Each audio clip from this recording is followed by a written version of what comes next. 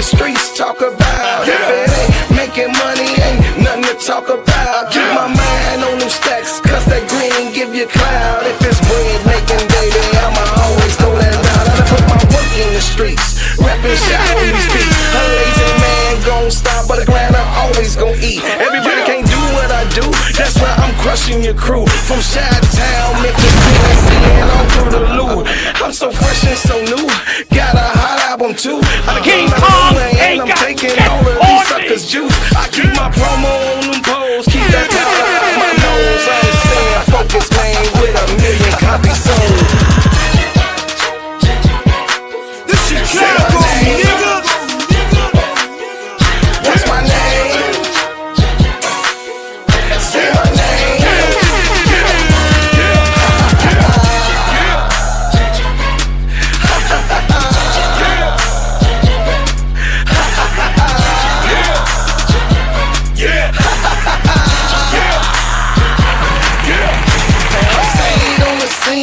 Stayed on my green. I ain't never gonna let nobody talk me out of rolling with my team. Y'all know what I mean. It's money hungry fiends. They think they can outsmart you by selling you a dream. But I stay grinding cause I'm bread making, homie. And they can't figure me out because they really don't know me. You got that paper, show me. My mama didn't name me Toby. These suckers want slaves, but I'm shaking them like Kobe. It's real in the field. King Kong ain't got shit on me. Pointing at you, ready to kill. These suckers better chill. But I ask brother Will, the king is in the building, so you haters take a kneel. Say my name. What's my name? Say my name. Yeah.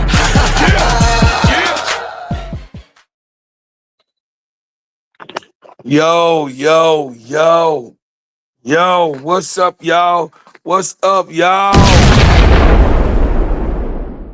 Jeff P had a brother locked up, and this is some real deal, Holyfield type stuff. I mean, I was minding my business. And you know, I didn't expect to be reading nothing about no Chicago Sky, nothing. Because in my mind, Chicago Sky was on a timeout, right? But no, I took a ninja nap like I did today, a little ninja nap. You know, that's what happened when you get 50. You know what I'm saying? When you get 50 in your 50s, you take a ninja nap and you rest a little bit before, you know, operations continue. You got what I'm saying? So as operations continue, I woke up and lo and behold, it said that Chicago had made some goddamn moves that had something to do with us keeping some said players. So right away, I snapped off. You know what I mean? I right away, you know, because I told y'all that I was not gonna get emotionally tied to this stuff, you know, because last year I got emotionally tired by watching how the Chicago Sky lost the day before, the whole year before.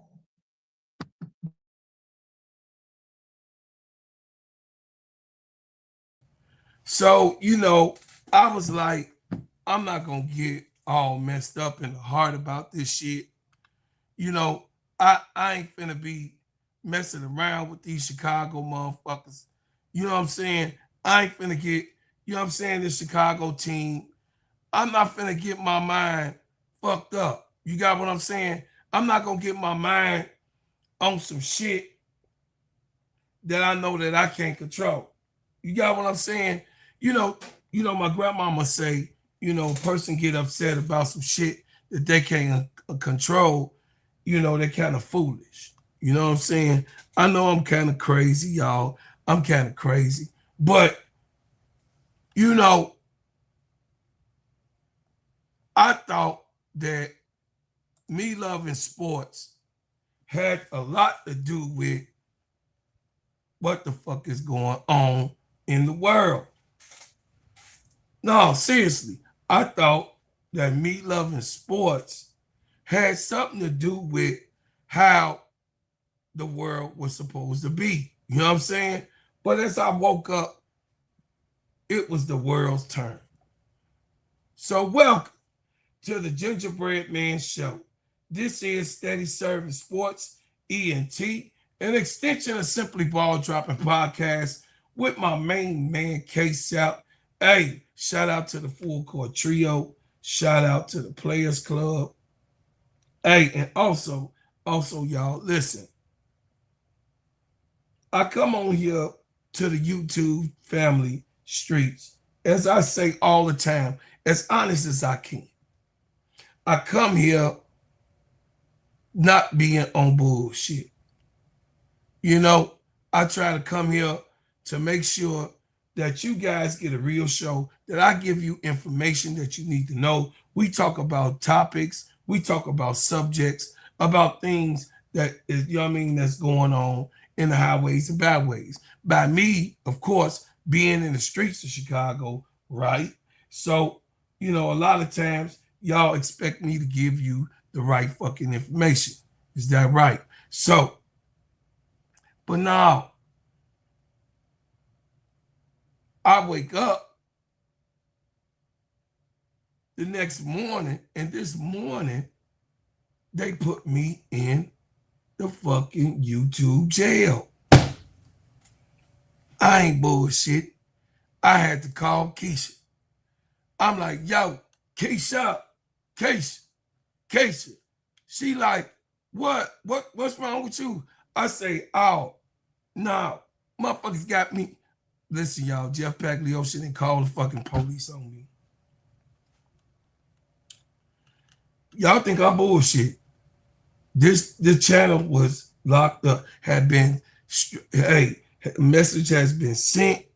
Jeff, I told y'all that they be listening. Allegedly, I'm just telling you what I know.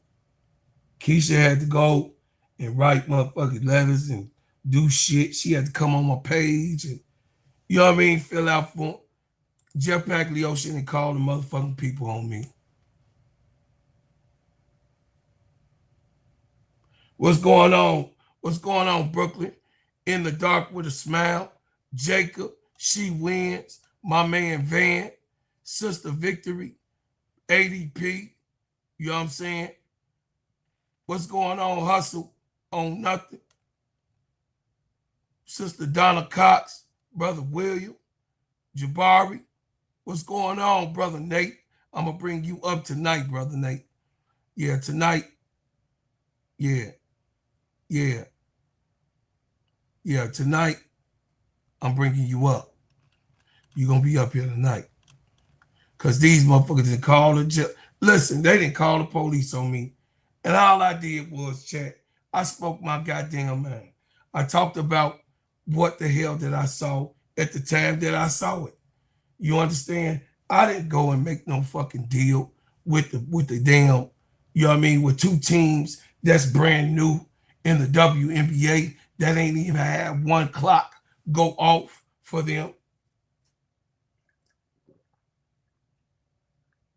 It wasn't me that made a deal with a team that ain't never had a game yet. It wasn't fucking me. But Jeff P. Pagliocca, I know you looking, because since you didn't motherfucking wrote some shit about me and saying, I ain't bullying nobody. All I'm saying is what I'm talking about. I don't get on YouTube to do none of this shit, to be bullying no one. I be as professional as I can. I get my subject and my predicate, and I put it all together and make my rap song.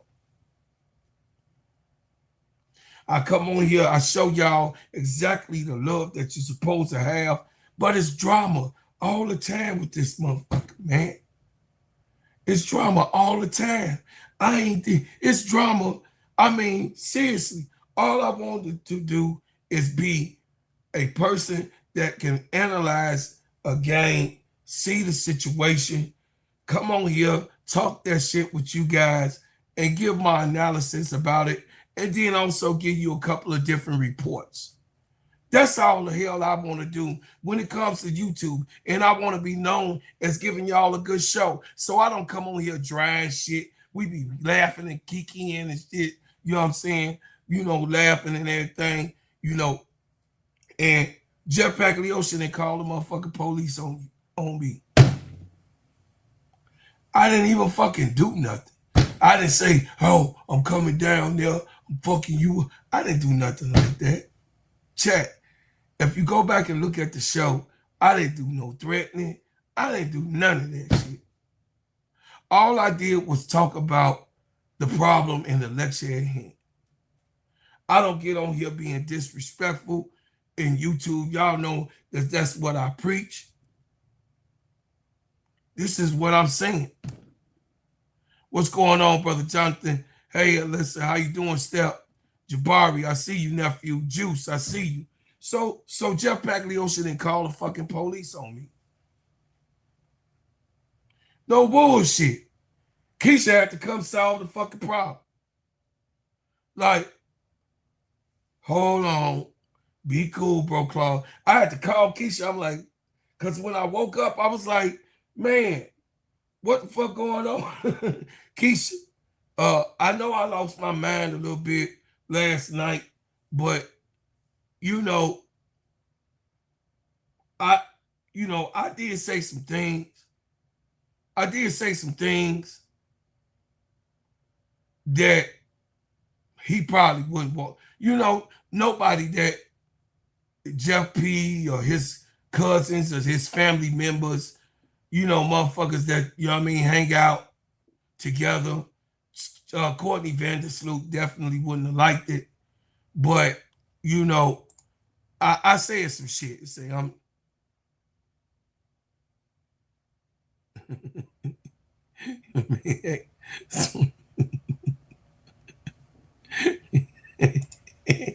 I'm just saying, that's what he said.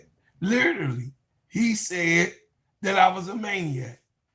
Seriously, Brooklyn, I can't make this shit up. You weren't even there. And it's like last night, I'm just saying, I don't, listen, y'all know that my channel be running official. Everybody that, the hundreds and hundreds and thousands of people that watch my YouTube and hit me up and hit me on the messenger and support the videos, y'all know that I try to give y'all a show. I don't be on here. I don't be on here. Oh yeah, this is this. This went that way. She did a turn and then she put the ball down and she had a spin move. No, I don't be doing shit like that. Cause you know what I mean? Most motherfuckers that be trying to do that type of shit, they really ain't got no fucking game. You know what I'm saying? I ain't saying that. What's up, Kate the Clock? What's going on? What's going on? What's up, y'all? Brother Anthony, come in, hit the like button for me, please. Hit the like button. I'm finna send it to you in a minute. I'm about to send you the link, Brother Nate. But yeah, you know, Brother Nate, I tell y'all, I really be in the streets. So today, I went in the streets and shit. I heard all types of shit. And then y'all know when I'm in the streets, because I cover the Chicago sky so close, it be people in the barbershop, in the beauty salon, that be in the nail shop. They be like, yo, bro, Claude, why the fuck did dude, you know, make this type of move and bullshit? What the fuck is going on? Why is he doing? So I'm going into these places, having to have answers as if I own this motherfucking team.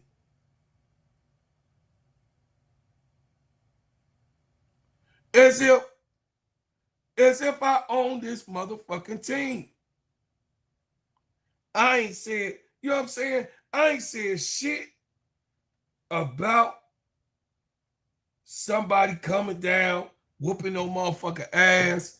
I ain't said nothing like that. All I said was the shit looked like a Ponzi scheme to me. It looked like it, I mean, because I'm from the streets, it looked like a motherfucker, you know what I'm saying, from motherfucking Belly, from motherfucking Power, Empire. I mean, it looked like in Power, like old girl that owned the laundromat, and dude that owned the laundromat, you know, when Ghost owned that, you know what I mean, that laundromat and shit, and then old girl that owned the beauty salon and shit, and they was trafficking money and bullshit like that. I just said it looked like it's a, you know what I mean, some money laundering shit going on about the Chicago Sky. Allegedly. I said allegedly. I said make it look like because of the moves that they making. I ain't make the move. I ain't do nothing about, you know what I'm saying? I ain't said nothing about nothing. Y'all the ones went to the tempo and gave away a motherfucking pick. Y'all the one went to the fire and gave them a motherfucking pick. You know what I'm saying? I ain't went over there and did nothing talking to these goddamn people. I ain't saying shit about nothing. But then I wake up in the morning and I'm in motherfucking jail, y'all. I ain't bullshitting y'all. I'm trying to tell ADP, no, I ain't lying. I'm in motherfucking jail. I had to call Keisha.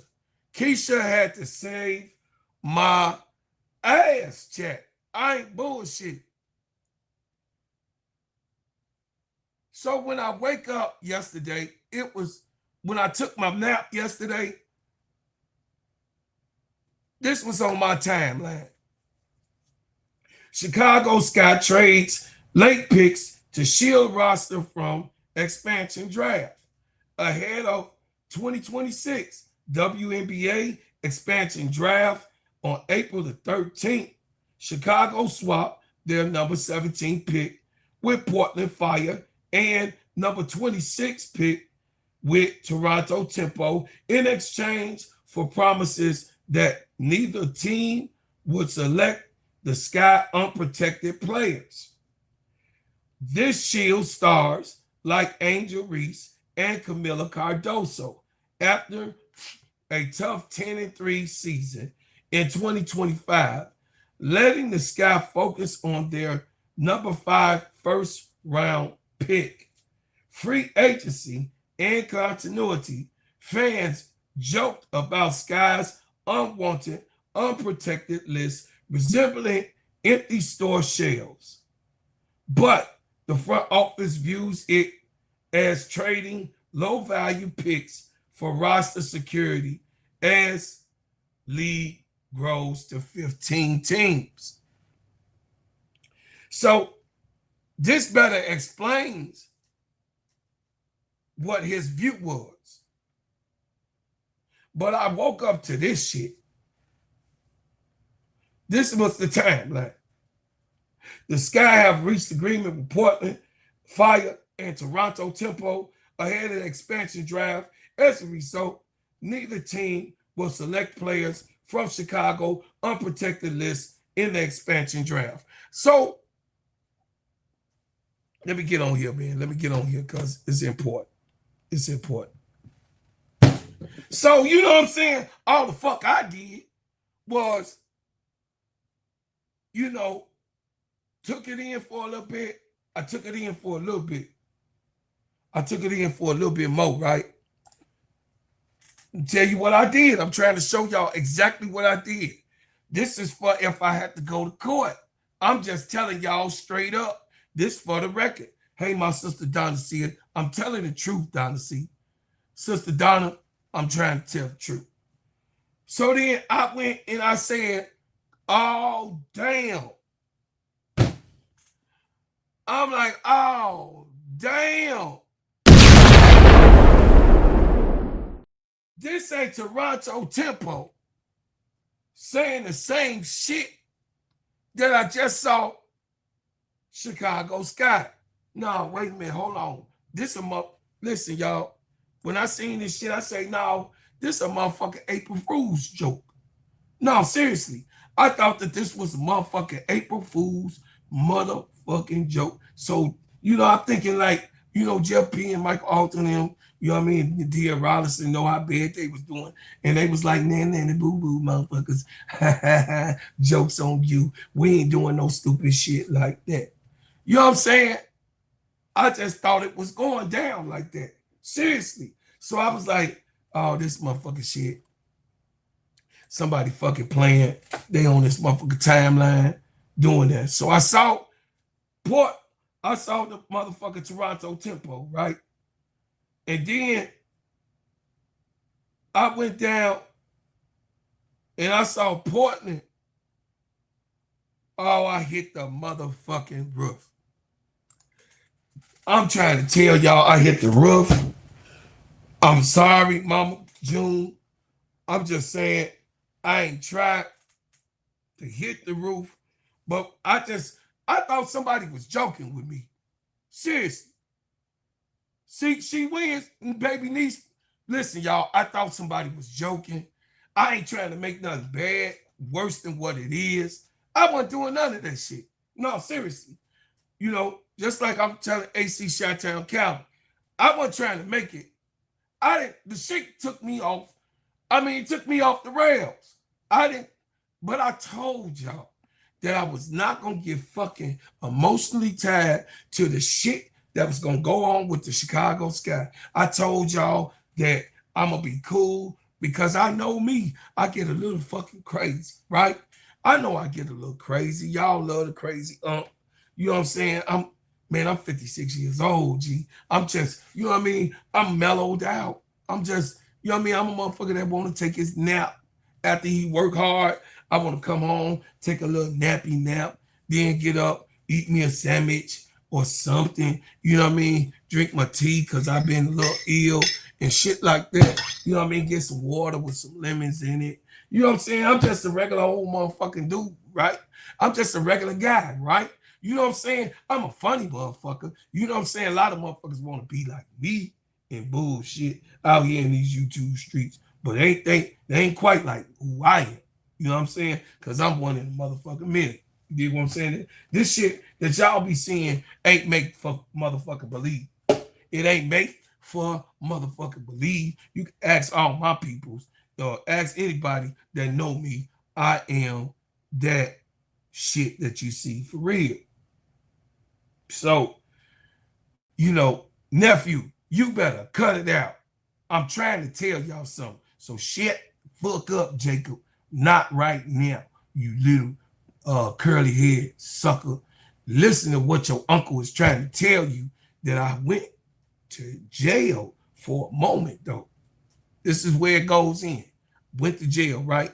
So, I was in jail. I didn't know what was going on, but I was like, let me call Keisha. Boop, boop, boop, boop, boop.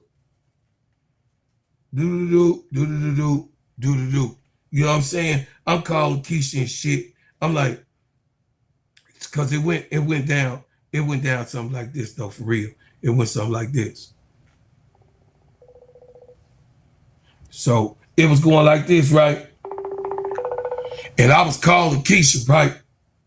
And I was like, oh shit, I'm in motherfucking trouble. I'm in trouble. You know what I mean? I was like, Keisha, answer the motherfucking phone, please. And then it went, I couldn't get her, right? So then I hung up. I was like, damn, what I'm gonna do? They got me fucked up around here. What's up, King? What's going on? MS, how you doing? They put me in some bullshit. They put me in some bullshit. So I called Keisha again. I say, cause I got a little nervous. Cause y'all know I work hard on my channel. I work hard on this channel. I try to give y'all 2 to 3 shows a day. I try to make sure that y'all got videos to watch. I try to create content all the time. I try to get y'all subjects and things that y'all need to hear. So then when Keisha finally didn't answer the phone, she called me back. I'm telling you how, see, just like it just went like this. I can't make it up, chat. I didn't lie, chat. I didn't lie. Just like I called Keisha. I'm trying to put the baby to sleep. Just like I called her twice just then. The chat saw how I called you this morning, right? Right? Mm-hmm. And Keisha, y'all see how my sister called me right back. And my bullshit them up. I know I was telling them that you saved me from jail. That's all. I was trying to tell them how it went down. Bye, I don't need you for this part. I was just telling them. See, I can't make this up, y'all. I'm a real motherfucker. I ain't threatening nobody. I ain't threatening nobody. I ain't said, if y'all go look at the live, I didn't say that I'm going to the stadium and do something. I ain't said nothing about no gangster shit, except for they was about the, doing gangster shit, because it looked like some gangster shit that I mean, seriously though, for real, because Angel Reese been here going on the 3rd season. And Angel Reese pretty much is on her 3rd season with nowhere to go and nothing to lose. Nowhere to go with nothing to lose. And it's like they're gathering up people. You know what I'm saying? They're gathering up people. Hold on. Bullshit. Okay. They're gathering up information and people. You know what I mean? They trying to see if somebody looking, or you know what I mean? They like, look at this sucker. He's snitching. You know what I mean? He telling on us about what we doing. How he know? I'm like, I ain't know. I'm just saying, y'all, it looked like a Ponzi scheme. It looked like that they was laundering money. It looked like, I ain't say this though, okay? Allegedly. I'm just saying allegedly. This part I ain't say. Geneva said this. Geneva said it. So don't blame me. Geneva said that it looked like, they selling that white powder, and you know what I'm saying, got some of their heroin stash, trying to get it, trying to get it to the streets real quick, because they got to open up. I didn't say the shit. I'm just saying that shit ain't on me. I didn't say that. I did not say that, chat. I didn't say shit like that. I just said, by me being a street cat, I'm looking at this shit, and I'm seeing the fry guy that cleaned the floors, wash the windows, be over the register. He not a manager of the store. And I'm trying to put this shit together. And I'm like, man, why would they hire the fry guy that mop the floors and wipe the windows, lock the door, be over the register, and be over the personnel? Why would some organization hire somebody that they know that ain't graduated off of the French fries yet, like in Burger King, to go to the line and start making burgers, or, or even really wash the windows completely? Why would they put them over the operation? So I'm like, that shit don't sound right to me. So I'm just doing what I'm doing because, Geneva said that that it's like they laundering money and selling that white power out and hair Rizon pats and stuff like that. I didn't say that shit. You got other people saying that shit all over the city of Chicago. I ain't said that shit. You got people on YouTube. You got people on Twitter X. It's people everywhere saying that you know some bullshit going on because you know they said it just ain't no situation where it's no excuse for them to actually be doing swap picks. Or, you know, it really ain't no situation like that. The situation ain't really that bad. I mean, I ain't trying to make something out of nothing. You know what I'm saying? You know, I thought, you know, yeah, Geneva in general. She said that shit. That's what I'm talking about. She said that see, this is the shit. See, but this is the shit that aggravates me. See that? See, that was our Sonya Citron last year. That was our number 3. That was our So I got to go through shit like this, chat. I got to go through shit like this. You know what I'm saying? We all that are Angel Reese lovers, people that love Angel Reese, people that believes in Angel Reese, people that feel like, you know what I'm saying, Angel Reese had been picked on so much.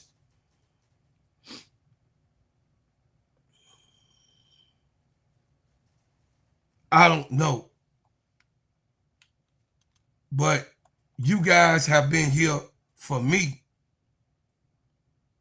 with me on this campaign because I love Angel Reese so much. For real, for real. I love her so much. I really do. And I want her to understand that I do love her, but I also got her back. I put this channel up because I already was a Sky fan. Some of you already was hearing me come up on KSAP in the beginning, you know what I'm saying? Seeing me in the chat of Chi-Town Central. Y'all seen that. I'm just saying, y'all know that I really love Angel Reese. And I love the game of basketball. So by me loving the game of basketball, naturally, quite naturally, I didn't hate Caitlin Clark because I think that Caitlin Clark is a great basketball player. But then when I saw what the Clarkies was doing and how they was acting and the way that they was doing something, the way that they was handling business, the way that Clarkies was talking about Angel's face and how she looks like sloth and, you know, talking about her mother and, you know what I mean, doing all types of diabolical things. You know, I went through a season, a second season with that. I went through what they did to her after LSU beat Iowa. I went through that. We still ain't get it figured out yet, right? So then the Sky season came, and it was like, after she graduated, right? She lost. She was crying. The people also, the Clarkies, started fucking with her again because she lost. But then they ended up getting their ass beat by South Carolina. South Carolina whooped that ass the second time, the sister school. You know what I'm saying? Because, you know what I mean, LSU beat that ass the junior year. And then the senior year, South Carolina, you know what I'm saying, Raven Johnson was on the back tour, you know what I'm saying, on a seatbelt tour to show, oh, you gonna wave me off? Well, I'm gonna show you something. And then South Carolina beat her motherfucking ass the second time. So then now we going into 2024 draft, and she gets drafted. She dropped to number 7. we know that Angel Reese was supposed to be the top 1 to 3 pick. Just by action. Camila Cardoso solidified herself. She was coming off a championship. So Camila Cardoso definitely just came off a championship, and you know, a situation happened where, you know, she was a champion coming into the league. They didn't have her as the number 1 pick like they, you know what I mean, like they may have. You know, they trying to still figure out if it's AZ Fudd or Lauren Betts. You know, they wasn't doing Camila Cardoso like that in her graduation time, of course, because this was a stacked fucking, this was a stacked, 2024 was a stacked, star-studded, especially 2 big stars draft. Hold on, y'all.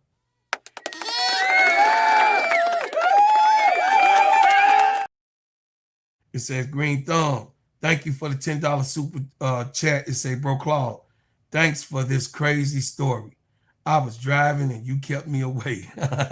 I'm just saying, I'm telling the truth though, Green Thumb. I'm just, I'm telling the truth of what happened. So the thing is that, so Angel Reese was getting called different names. She was getting picked on. She was, you know, she was being talked about.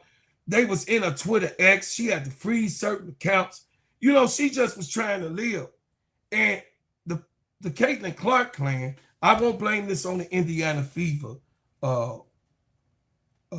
people, because I got friends that live in Indianapolis. Seriously. I used to go to the Black Women's Expo in Indianapolis, the Circum City Classic, with the college games, the Coca-Cola Classic games. So I got friends that's in Indianapolis, white and black, yellow, red, and brown. So I used to go always to the Circum City Classic. So, you know, oh, you know, the thing is that, you know, when I saw the Clarkies on bullshit and the FIFA fans, they was like, man, we FIFA fans, we don't fuck with them like that. That ain't what we do. You know what I'm saying? We like the Indiana Fever. We don't be fucking around doing the shit that these motherfuckers that followed her from Iowa be doing. I said, okay, cool. It ain't all y'all motherfuckers, but it's a whole lot. But then I started seeing the brown skinned, the black dudes be up there. Then I seen the woman, 2 black women, one calling her Jesus and shit.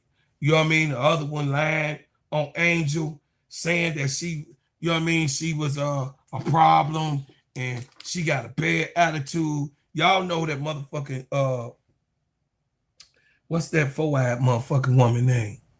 I be forgetting her name because I be putting her shit out of my motherfucking mind. Y'all know the 4-eyed lady. She around my age and shit. So I ain't got to give her, she graduated school when I did, so I don't got to give her no motherfucking respect because she disrespect her motherfucking self. So don't talk to me about no woman shit when it come to her, because Adrian Ross, that's that motherfucking name. So she around my age and shit, you know what I'm saying? So thing is that Adrian Ross goofy ass up there talking about, oh yeah, her attitude is so she feeding this shit that white people that don't be around us. See, it's white people that be around us and it's white people that don't be around us. The white people that be around us, they pretty much, they be enjoying the shit. You know what I mean? Like Eminem now. You know what I'm saying? They appreciate the culture. You know what I'm saying? They understand, you know what I mean, certain aspects, and they know they can't be doing the N-word. But this mega shit that the man that's in the Oval Office have started, they just out with it. They calling N-words. They talking about how she looked. You know what I'm saying? They did all of that. That was the reason why I came to YouTube, right? I came to YouTube for that purpose. Brother Nate, I sent you the link. I don't know if you coming up or not. I don't know. But so I sent the motherfucking link. I mean, I sent the the message to KSAP. You know what I'm saying? He was like, well, come on to the show. You know what I mean? In the comments and shit. He was like, come on to the show, do whatever, blah, blah, blah. So I came up. I finally came up and we was talking. And it was some real shit going on KSAP show. Motherfuckers was drinking beers and shit, cussing. Like I'm cussing, but they were saying it was white people saying the N-word and all that stuff. It was going crazy on KSAP show. KSAP used to have a night panel. And some of y'all that's been here for a long time with me, you know, y'all know that KSAP can have rough beginnings. You know what I'm saying? Had rough beginnings and shit. They was up on KSAP. Man, we had a big ass can of beer, a long can of beer and shit. And he was talking crazy, you know what I mean? And saying all types of explicit stuff. And yeah, you know, back in the time of Bro Gap and all of them being Brooklyn, and all of us was, you know what I mean, coming up on the panel, just talking basketball, really talking just basketball. It was crazy shit going on. So then Brooklyn said, well, I'm about to get my stuff. I'm going to come and help KSAP. KSAP said, yeah, Brooke, I think that's what we need. We need more people on the campaign to help Angel Reese do what she doing. Mind you, y'all, we know that Angel Reese was in the motherfucking tobacco. We didn't know that Angel Reese had signed her name to the dotted line to a motherfucking money laundering scheme. Because, allegedly, you know, Jeff P didn't call the police on me already. So it's alleged. Some alleged shit. Okay, I just want to make sure the chat know this shit. Okay, so then what happened was, let me get back to what I'm saying. Because I don't want to wake up in jail and shit again. Damn. Anyway, so what happened was I say, okay, what you doing, Brooklyn? Me and Brooklyn were hitting each other on the IG. We talking shit. He was like, man, I'm finna do this, blah, blah, blah, and we gonna get it done. You know, you need to come on with it. You know, at the time, of course, y'all know that I'm an old school, I'm an old head in Chicago for as hip hop is concerned. You know, for as hip hop is concerned, you know, I'm an old head with that. You know what I'm saying? So, you know, I had some situations going on and all that. You know what I'm saying? And I was just retired at the time because I didn't did what I was supposed to do. What am I? A motherfucking 54-year-old rapper that's trying to get on again? I already did that. I done been there and done that. So I've just looked at the microphone. You know, when you grab the microphone, I always know that you got to have a performance. You have to always show up, show out, and do things and exert yourself on whatever it is, or show the people your talent and whatever gift you have. You got what I'm saying? So Brooklyn was like, look, man, the people need to hear from you. They need to know what the fuck you be on.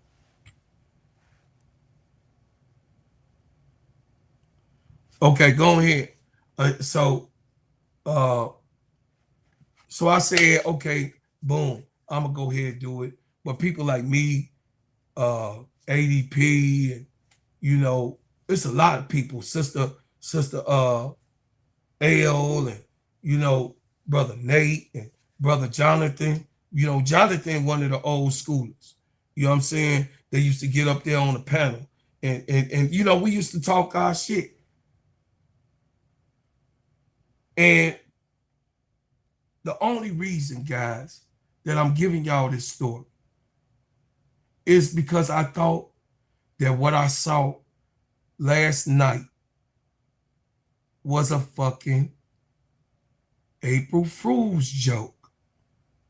I thought it was I'm serious.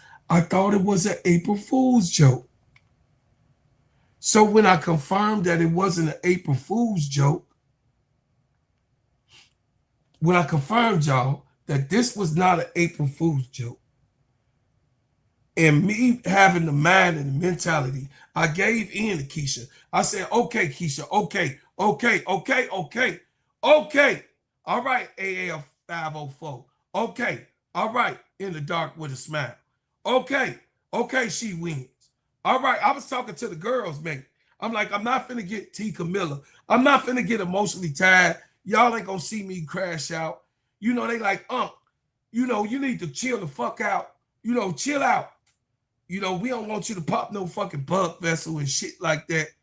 Chill the fuck out a little bit. You know what I mean? Calm the shit down.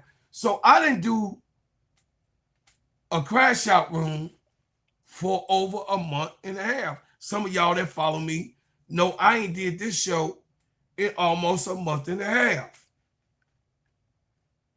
You know what I'm saying? Just getting my bearings, because the crash out room is what I do on Sunday and Wednesdays at 10 o'clock.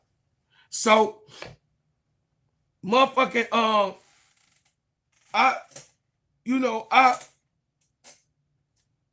I'm man of my business. I try not to do the shit that I told them that I wasn't gonna be doing. Right? I told them that I wasn't gonna get,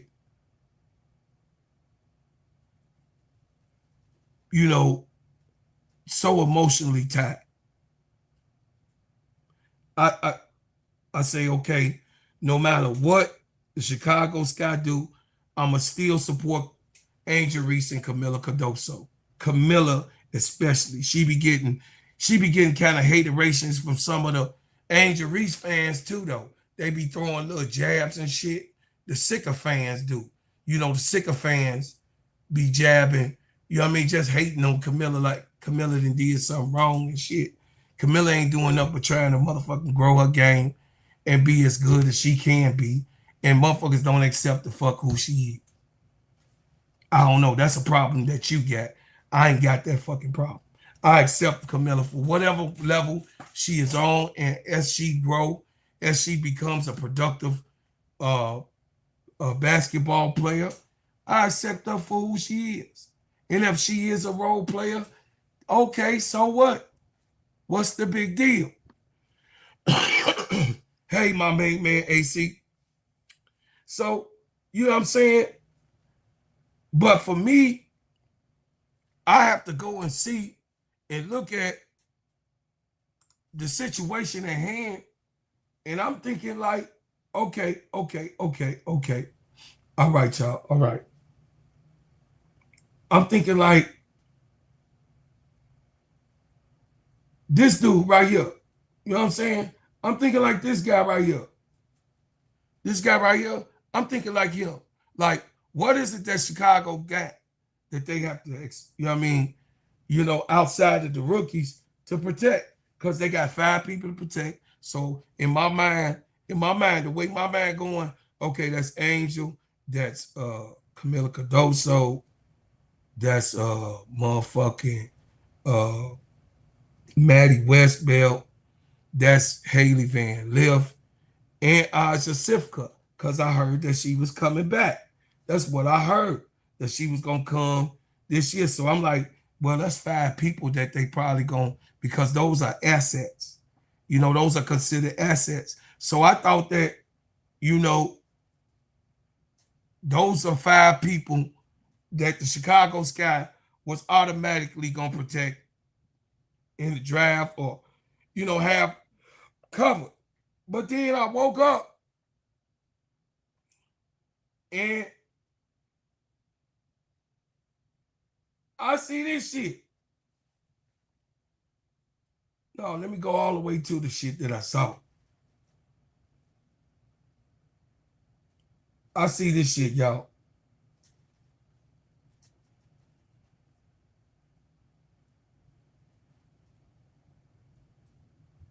Hold on. Yeah, this is the shit I saw. Trade, this and it. So it's not so bad that it hit me. This is what I was telling AC Chi-Town Cal. It ain't so bad about what it is. Because, you know, a lot of people be like, oh man, just like this article said, you know, the 26th and the 32nd pick, or the 21st, the 17th and the 22nd round, so whatever, people don't really make the teams anyway. But you don't know what the fuck is in the farm. How many times have we had walk-ons? How many times have we had that second round, that third round pick? OKC didn't think that way. What? OKC did not think that fucking way. And apparently Chicago Bulls don't think that way either, because they got the most second round picks in history. So the Chicago Bulls don't think of nothing about letting no motherfucking second round picks go. Obviously. They got a whole bunch of second round picks. So people methods, and I get it though. I saw how OKC came together and shit and making moves and all this shit. So when I saw this shit, I automatically was like, who we keeping? Except for the rookies. And I got distraught. And my show was about to come on. My show was about to come on, y'all. My show was about to come on. And I didn't have too much time to think and shit. Because I had, you know what I'm saying? Listen, I had told y'all I had took a nap. And I woke up. I wiped the cold from my eye. See who this paging me and why bars. Bars. Yeah. So you know what I mean? I wiped the cold from my eye. See who this, you know what I mean, on my timeline. What the fuck going on? And it's that debacle ass shit.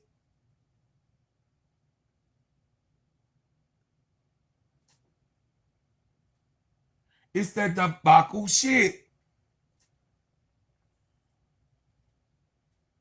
So the thing is that at the end of the day,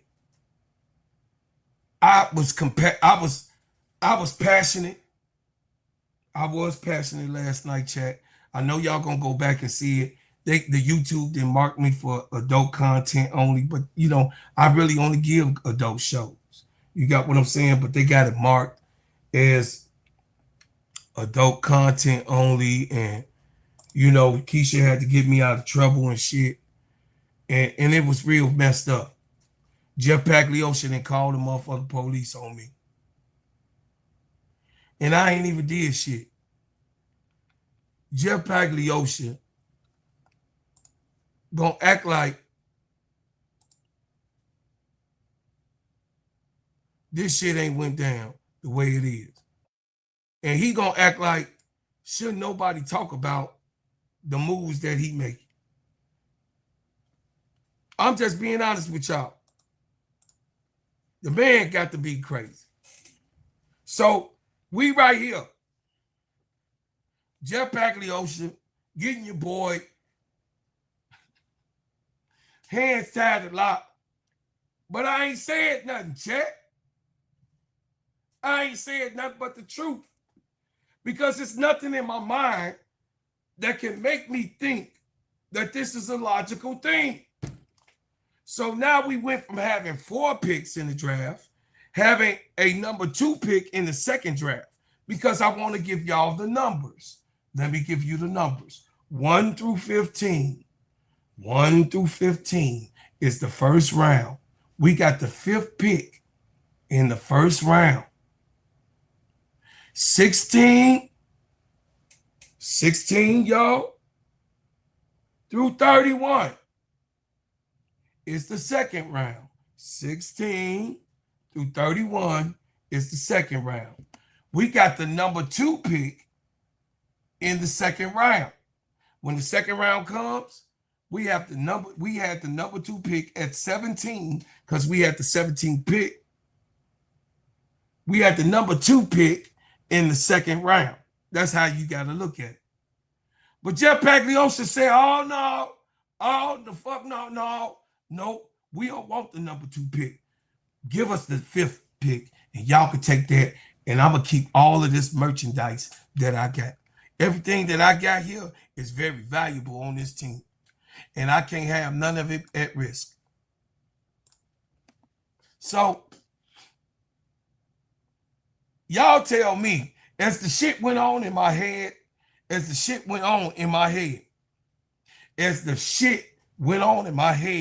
I immediately start seeing these faces that I didn't want to ever see in life on a Chicago Sky court or in a Chicago Sky uniform.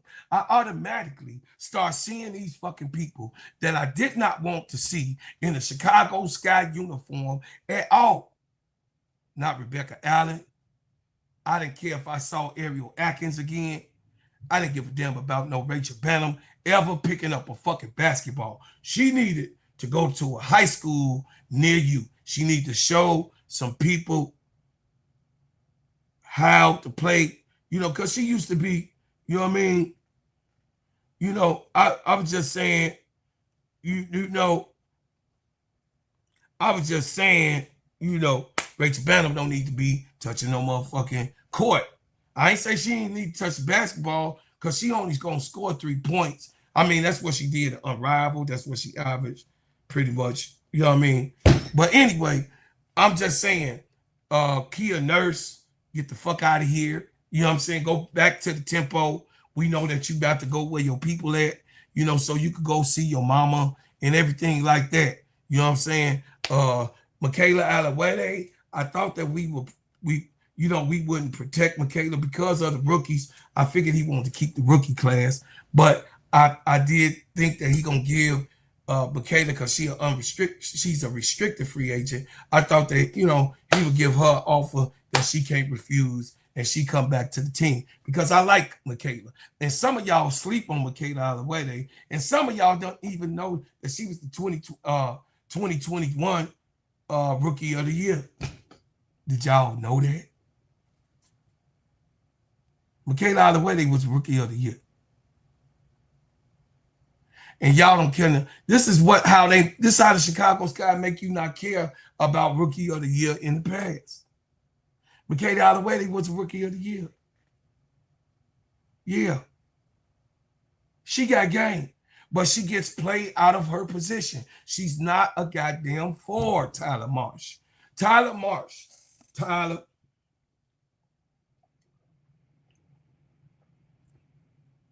It's raining bad outside too, y'all.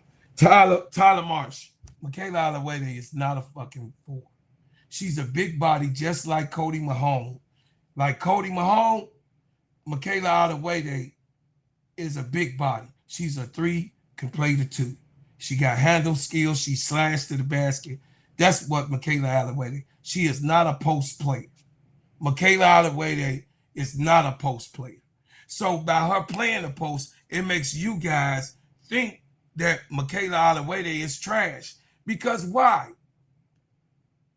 Teaspoon had her play a little bit out of position, a little bit, but she really didn't get no shine towards the end, you know. And then you heard Teaspoon say, "Oh no, I love Michaela. Michaela was a Rookie of the Year, and I'm just trying to see where Michaela fits in the offense." You got what I'm saying? She really didn't get that much tick with Teaspoon until towards the end of the year. You know, Angel was hurt, and then of course, you know, Miller had got hurt again, so Michaela was playing those games, right?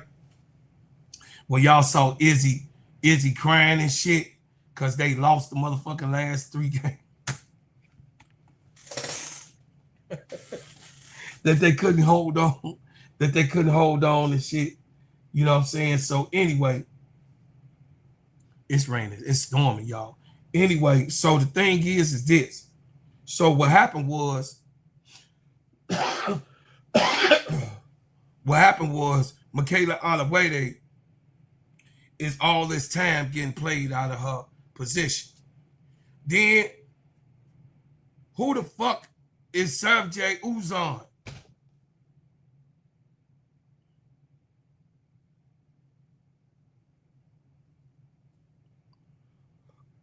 Who the fuck is Uzan? What's up, brother Nate? What's going on, brother? No money. So who the fuck? We don't know who the fuck Uzan is. So in my mind, I'm not saying motherfucking Uzan was gonna be protected in none of this shit. I thought that Uzan would go to fucking Turkey and get the fuck gone and be out of Chicago, hand down, man down, hit the fuck, don't come back, hit the road, Jack. Bars. I'm just saying. You know what I'm saying? Haley Van Lith, I thought she was going to be protected because she was one of the rookies that was there. So they wanted to see what that experiment went. Like, Slowly with no booty. I really was praying, y'all, that Jeff Pagliocca leave this shit alone. Because people going to see that he's not practicing good basketball operations and handling this team. And that Kathy Engelberg will try to regulate this motherfucker. That this lady then tore her fucking knee out, blown her knee out at 357 years old, and trying to come back in a few months after she done blown her shit out like a flat tire. You know, we ain't thinking about Sluty with no booty on some real shit. We appreciate. I'm just like Sway over there in Chi-Town, over there on Skytown, on you know what I mean, Skytown Cinema. I'm like them over there. You know, Courtney Vandersloot, she did her thing here. She was part of a championship team. We got to see her play real good basketball. Those who watched. Yeah, that was long ago. That was a long time ago. That was a long time ago. Nate from Chicago, we natives, we saw her play good basketball. Okay? We saw her get put on the bench in New York, though. Mm-hmm. We saw her get her ass put on the bench. She started for a little bit, but then, you know, her ass got put on the bench. So Sluty with no booty, I didn't think that it was going to be no problem with Sluty.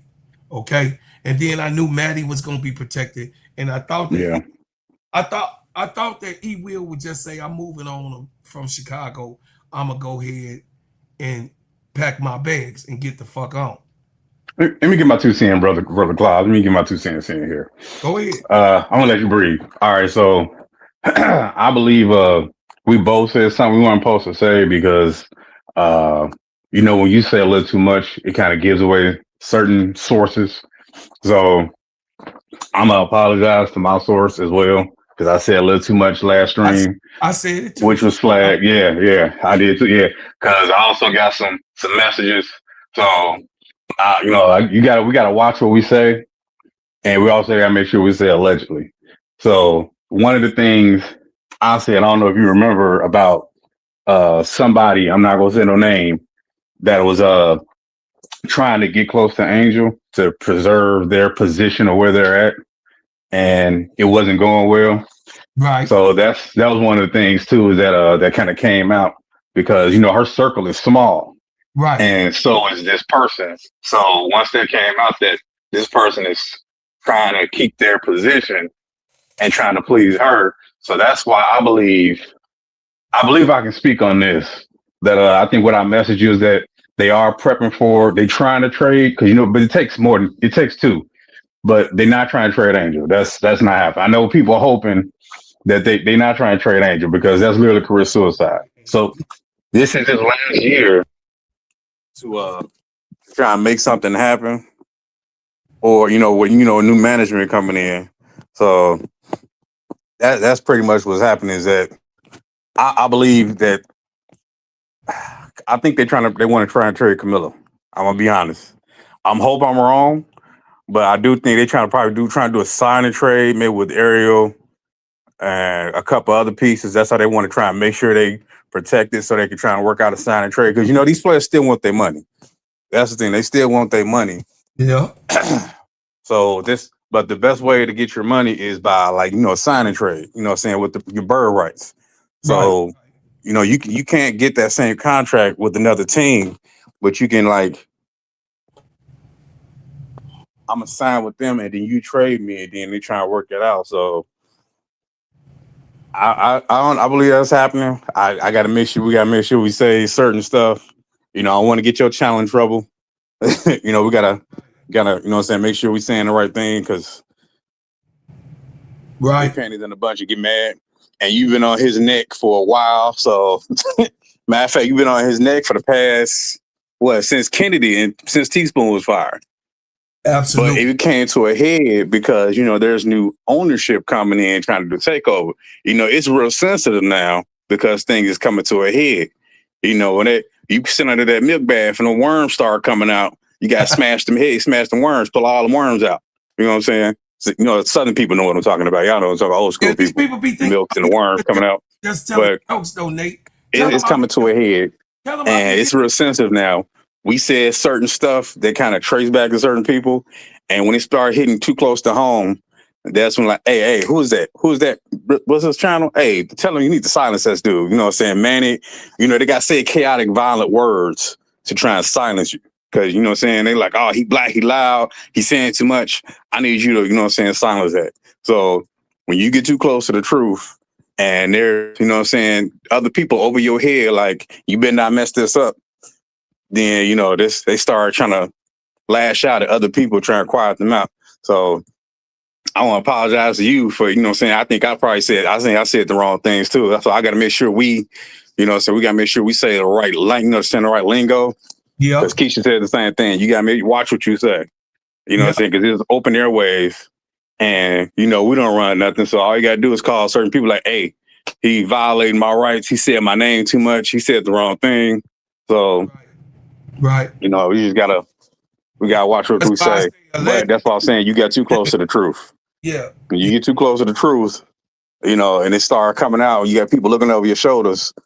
You know, because I think this is last year. If he doesn't have a competitive team and midway through the season and it's looking anything like last year, because ownership, like I said, remember, ownership wanted Teaspoon and then he pushed Teaspoon out. Yeah. So that's why you see the reports that they was mad. They was like, hey, what's going on with Teaspoon? Well, they had the meeting with Nadia Rollison. He had the meeting? The partners had a meeting with Nadia Rollison. I forgot what happened. They was asking Nadia Rollison what was going on and what's happening. I'm telling you some shit that I know how it went down. So you can take it alone. Allegedly. Allegedly that I know had went on.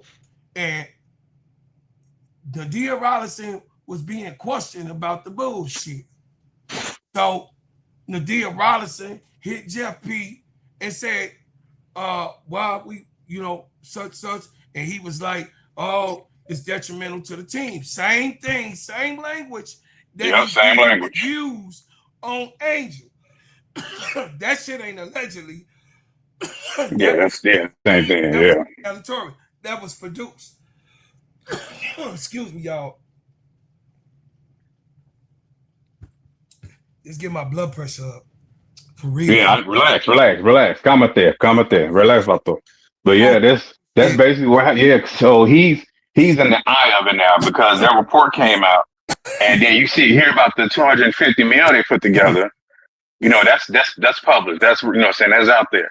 The minority owner Rogers, you know what I'm saying, collaborated with Melanie, and they, you know what I'm saying, they came out with again like, hey, we got 250 million to invest in a WNBA. You know, they said it again after these charges came out on Mike. So allegedly, he wants more. After seeing what the Sun sold for, he like, well, if y'all allegedly, you know what I'm saying, allegedly, according to sources, he's saying, if you gonna push me out, if I'm selling, then I want more than what the Connecticut Sun sold for. Yes. Because they were valued, the Sky were valued at more than the Sun, than the Sun. So now he wants more. So he like, no, I don't want 250.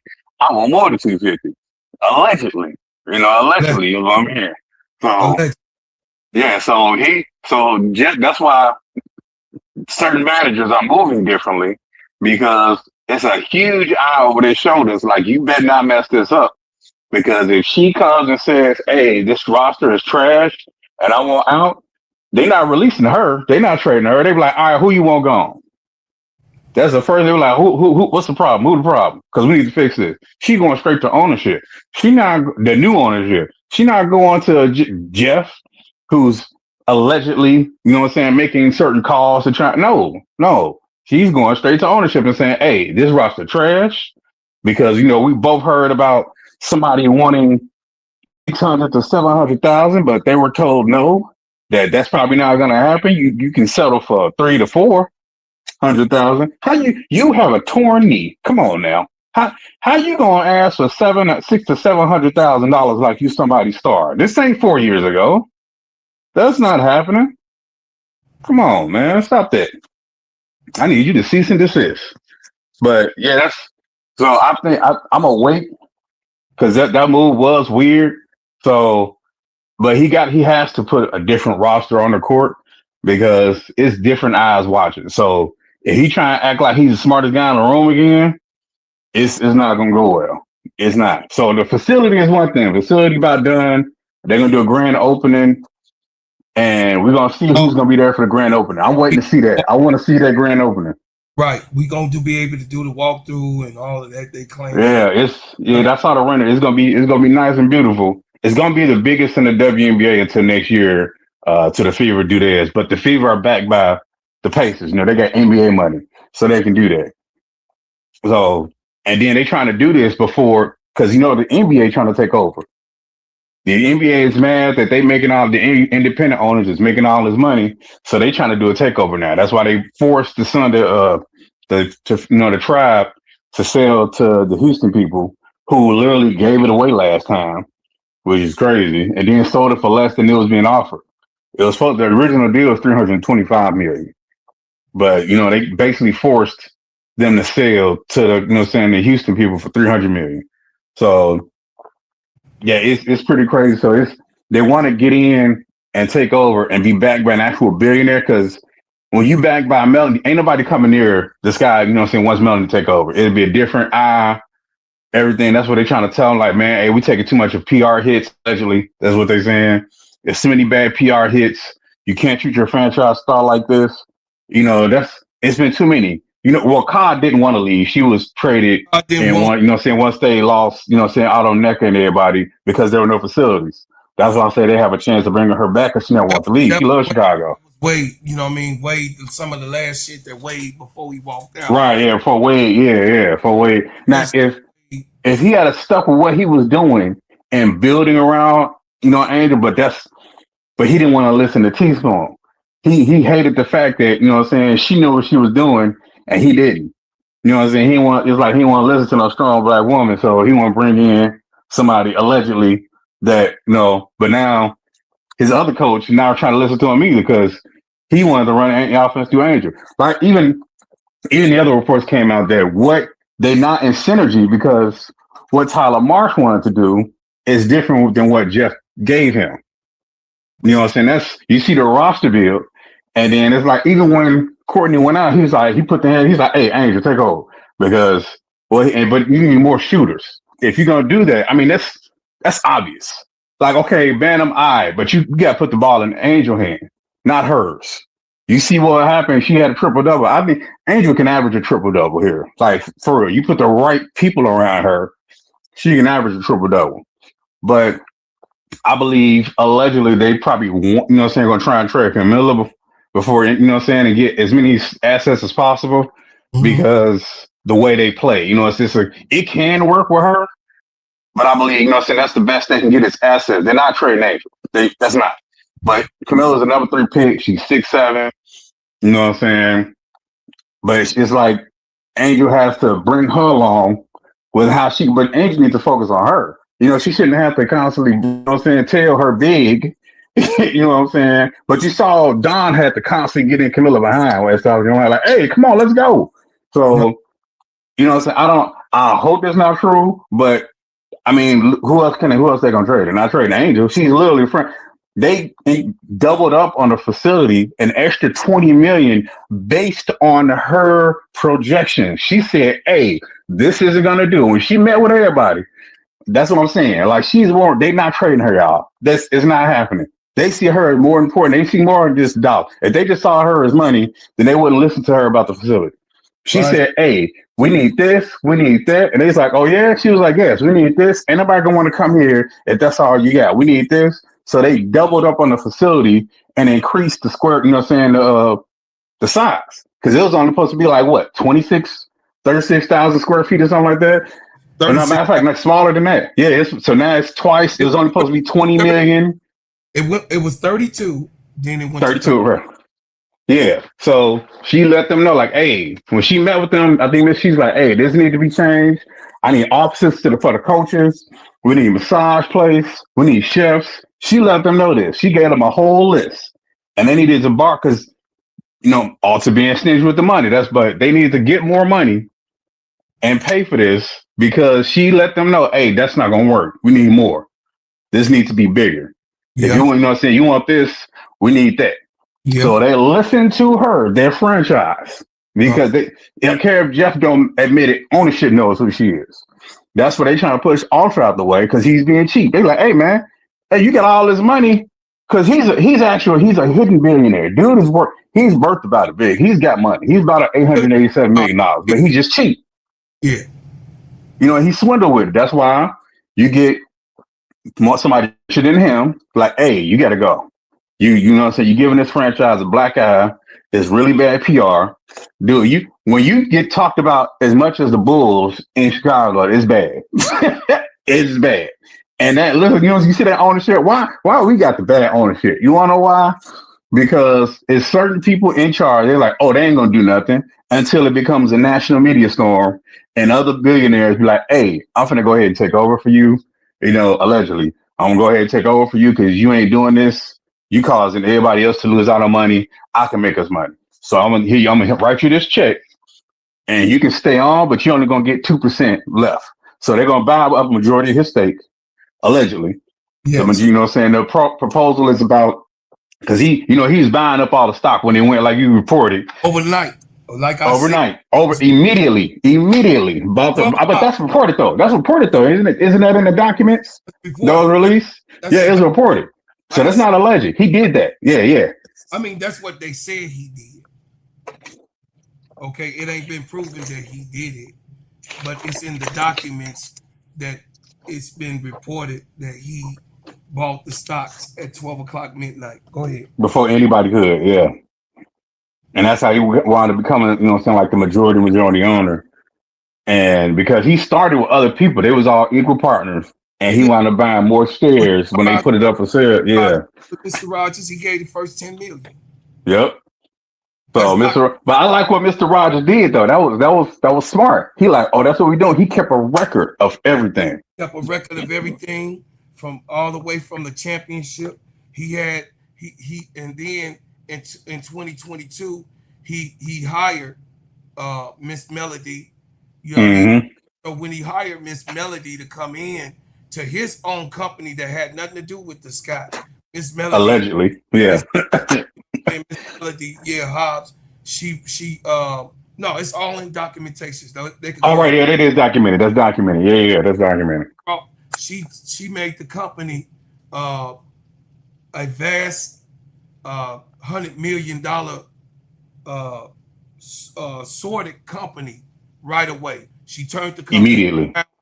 So then, and the subsidiary that they have, the project, the project that they have now got over $300 that's able to, buy a team.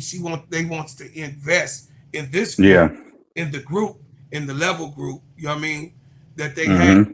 They want to invest in women's sports, and particularly in women's basketball, which I reported to everybody, chat. So thing is that y'all think I'll be fucking playing with y'all. I know it was announced twice. They did it was it earlier in the year? And then Pacific time when something happened. And then right when this lawsuit came out, they announced it again how much they have. So when it happens, that's why I said when it happens, it won't be a surprise. That's what reported. Like it won't be a surprise to hear, oh, the majority on stakes owner, such and such, is selling his stock, selling to the, selling the skies. And that because that's what they need. Everybody know that. Everybody knows. So that's why I'm eager to see if this is gonna happen just before, the court date, or they're gonna try and reschedule it. Because once that happens, all those books gotta get open. Discovery. All the discovery got to happen. So they're gonna see everything. He has to open all his books. So to prevent opening his books, he's gonna have to write that. He's gonna have to take that check. They were like, hey, you want, what I'm saying? How much you need to go away.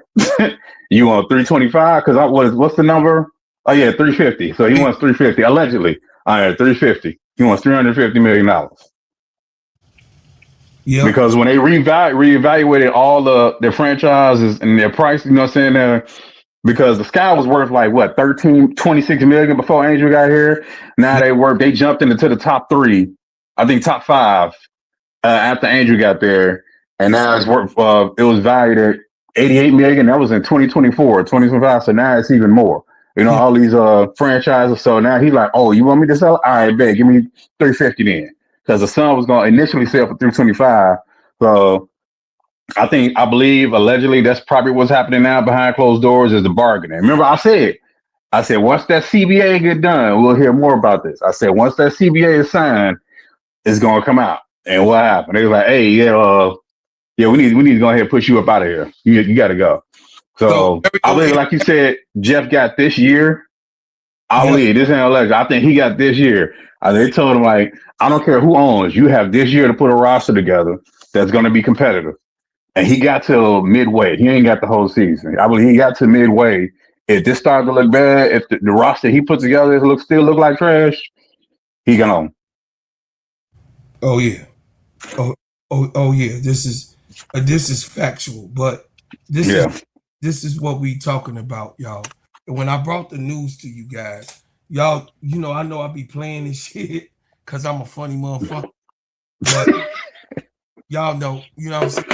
I like, us in Chicago, we be talking about each other. We play the dozens and shit. We be playing and laughing and joking and shit. You know what I'm saying? That's just the way that we do it. But Ariel Investment raises $250 million. You understand? For women. 250 million. Yep. For the sports fund, Chicago Firms Project Level Fund. See that? Project Level Fund aims to invest in franchises and leagues in the U.S. and in Europe. This is Melody Hobbs. She don't play no games, boy. And it talks at all. The Chicago asset manager, Ariel Investment, has closed one of the largest funds under dedicated exclusively to women sports and plans to acquire stakes in teams and leagues in the U.S. and Europe. So, y'all, this was in the Wall Street Journal. The Wall Street Journal don't be bullshit. So I'm just trying to show y'all that what I be saying and what I be talking about.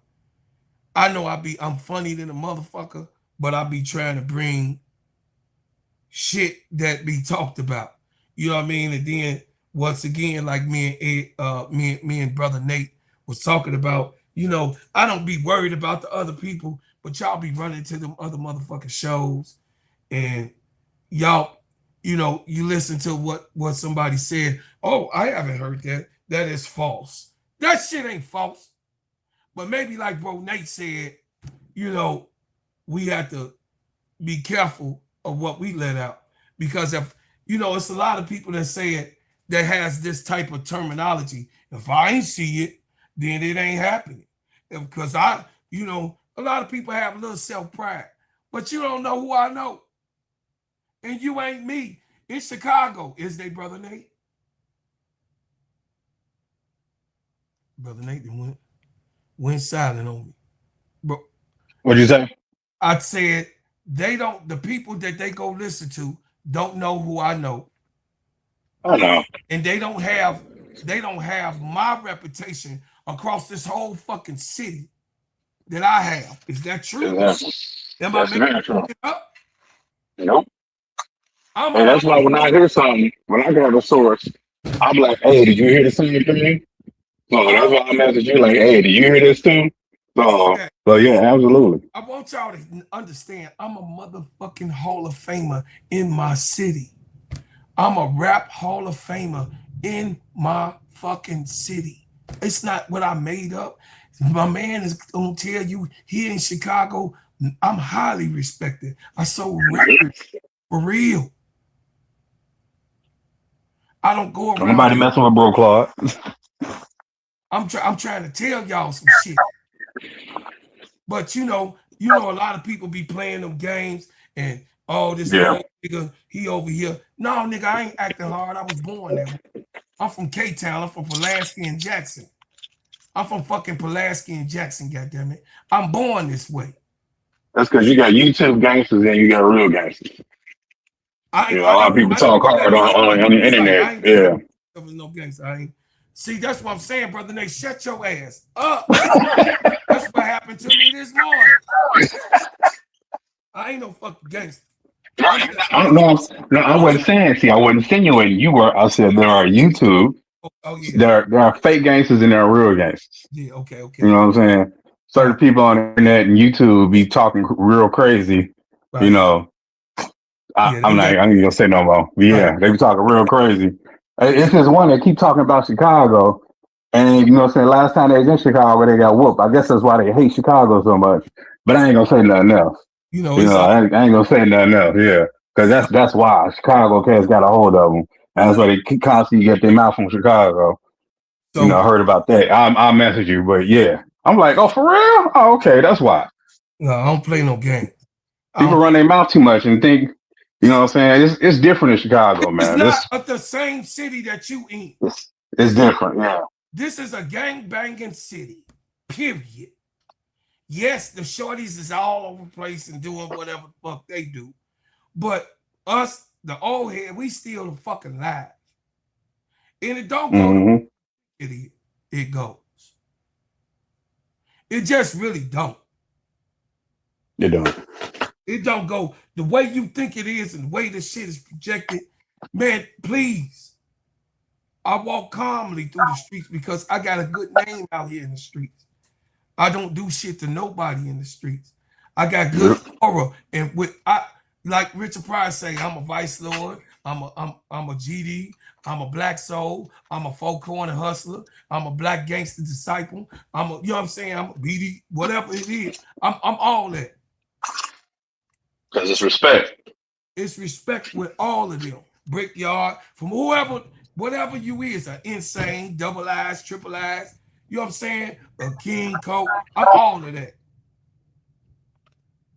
Because I give love to the streets, and I know that the culture, a lot of Chicago culture throughout the United States of America have been taken. A lot of our culture. And I got, and by me committing myself in the nation with the minister and lining myself up and trying to be a better person and submitting myself to Allah. Submitting myself to Allah. I try to be the best person in the version of myself. You know, sometimes when I get out of hand, y'all. So seriously, I try to bring y'all information, man. And that's why, bro, Nate is telling you. What I was saying yesterday, I was damn near close. Allegedly. Allegedly. Yeah. Allegedly. And I got the police called on me. Juice. I'm just saying.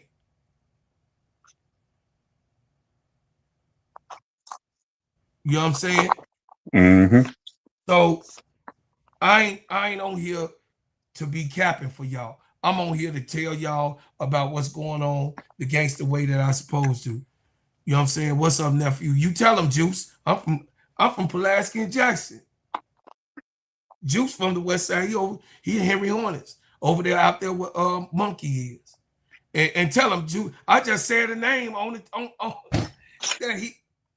that Juice know when I say that name, they like, oh no, he one of them old school motherfuckers. Allegedly. Oh, my microphone a little low. I'll fix it. I'm sorry. So, what I'm saying, y'all, is this.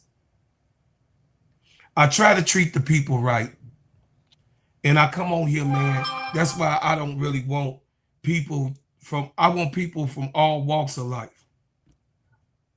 I want people from all walks of life to be a part of my program, no matter what. Hey, baby.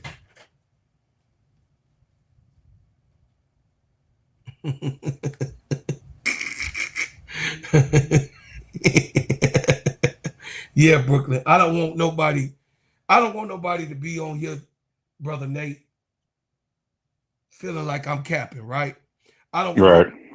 to be up here like, you know what I'm saying, bro Claude, you know, yeah, he crazy, but he don't know what he talk.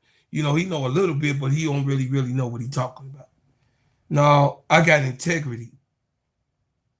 When I came to do this job, when I came to do this, I came to do some journalistic things that I also learned in school. Let's say, bro, Claude, I had a chick over there off Pulaski in Jackson on the west side. AAC, Shacktown, Calvin, stay your ass over there where you was. Don't be bringing your ass over here. You know what I Yeah, was. don't get set up now. Don't get set up. Hold tight to our shit. So the thing is that, you know, now that I'm in the journalistic format of things, this is YouTube, but this also an audition.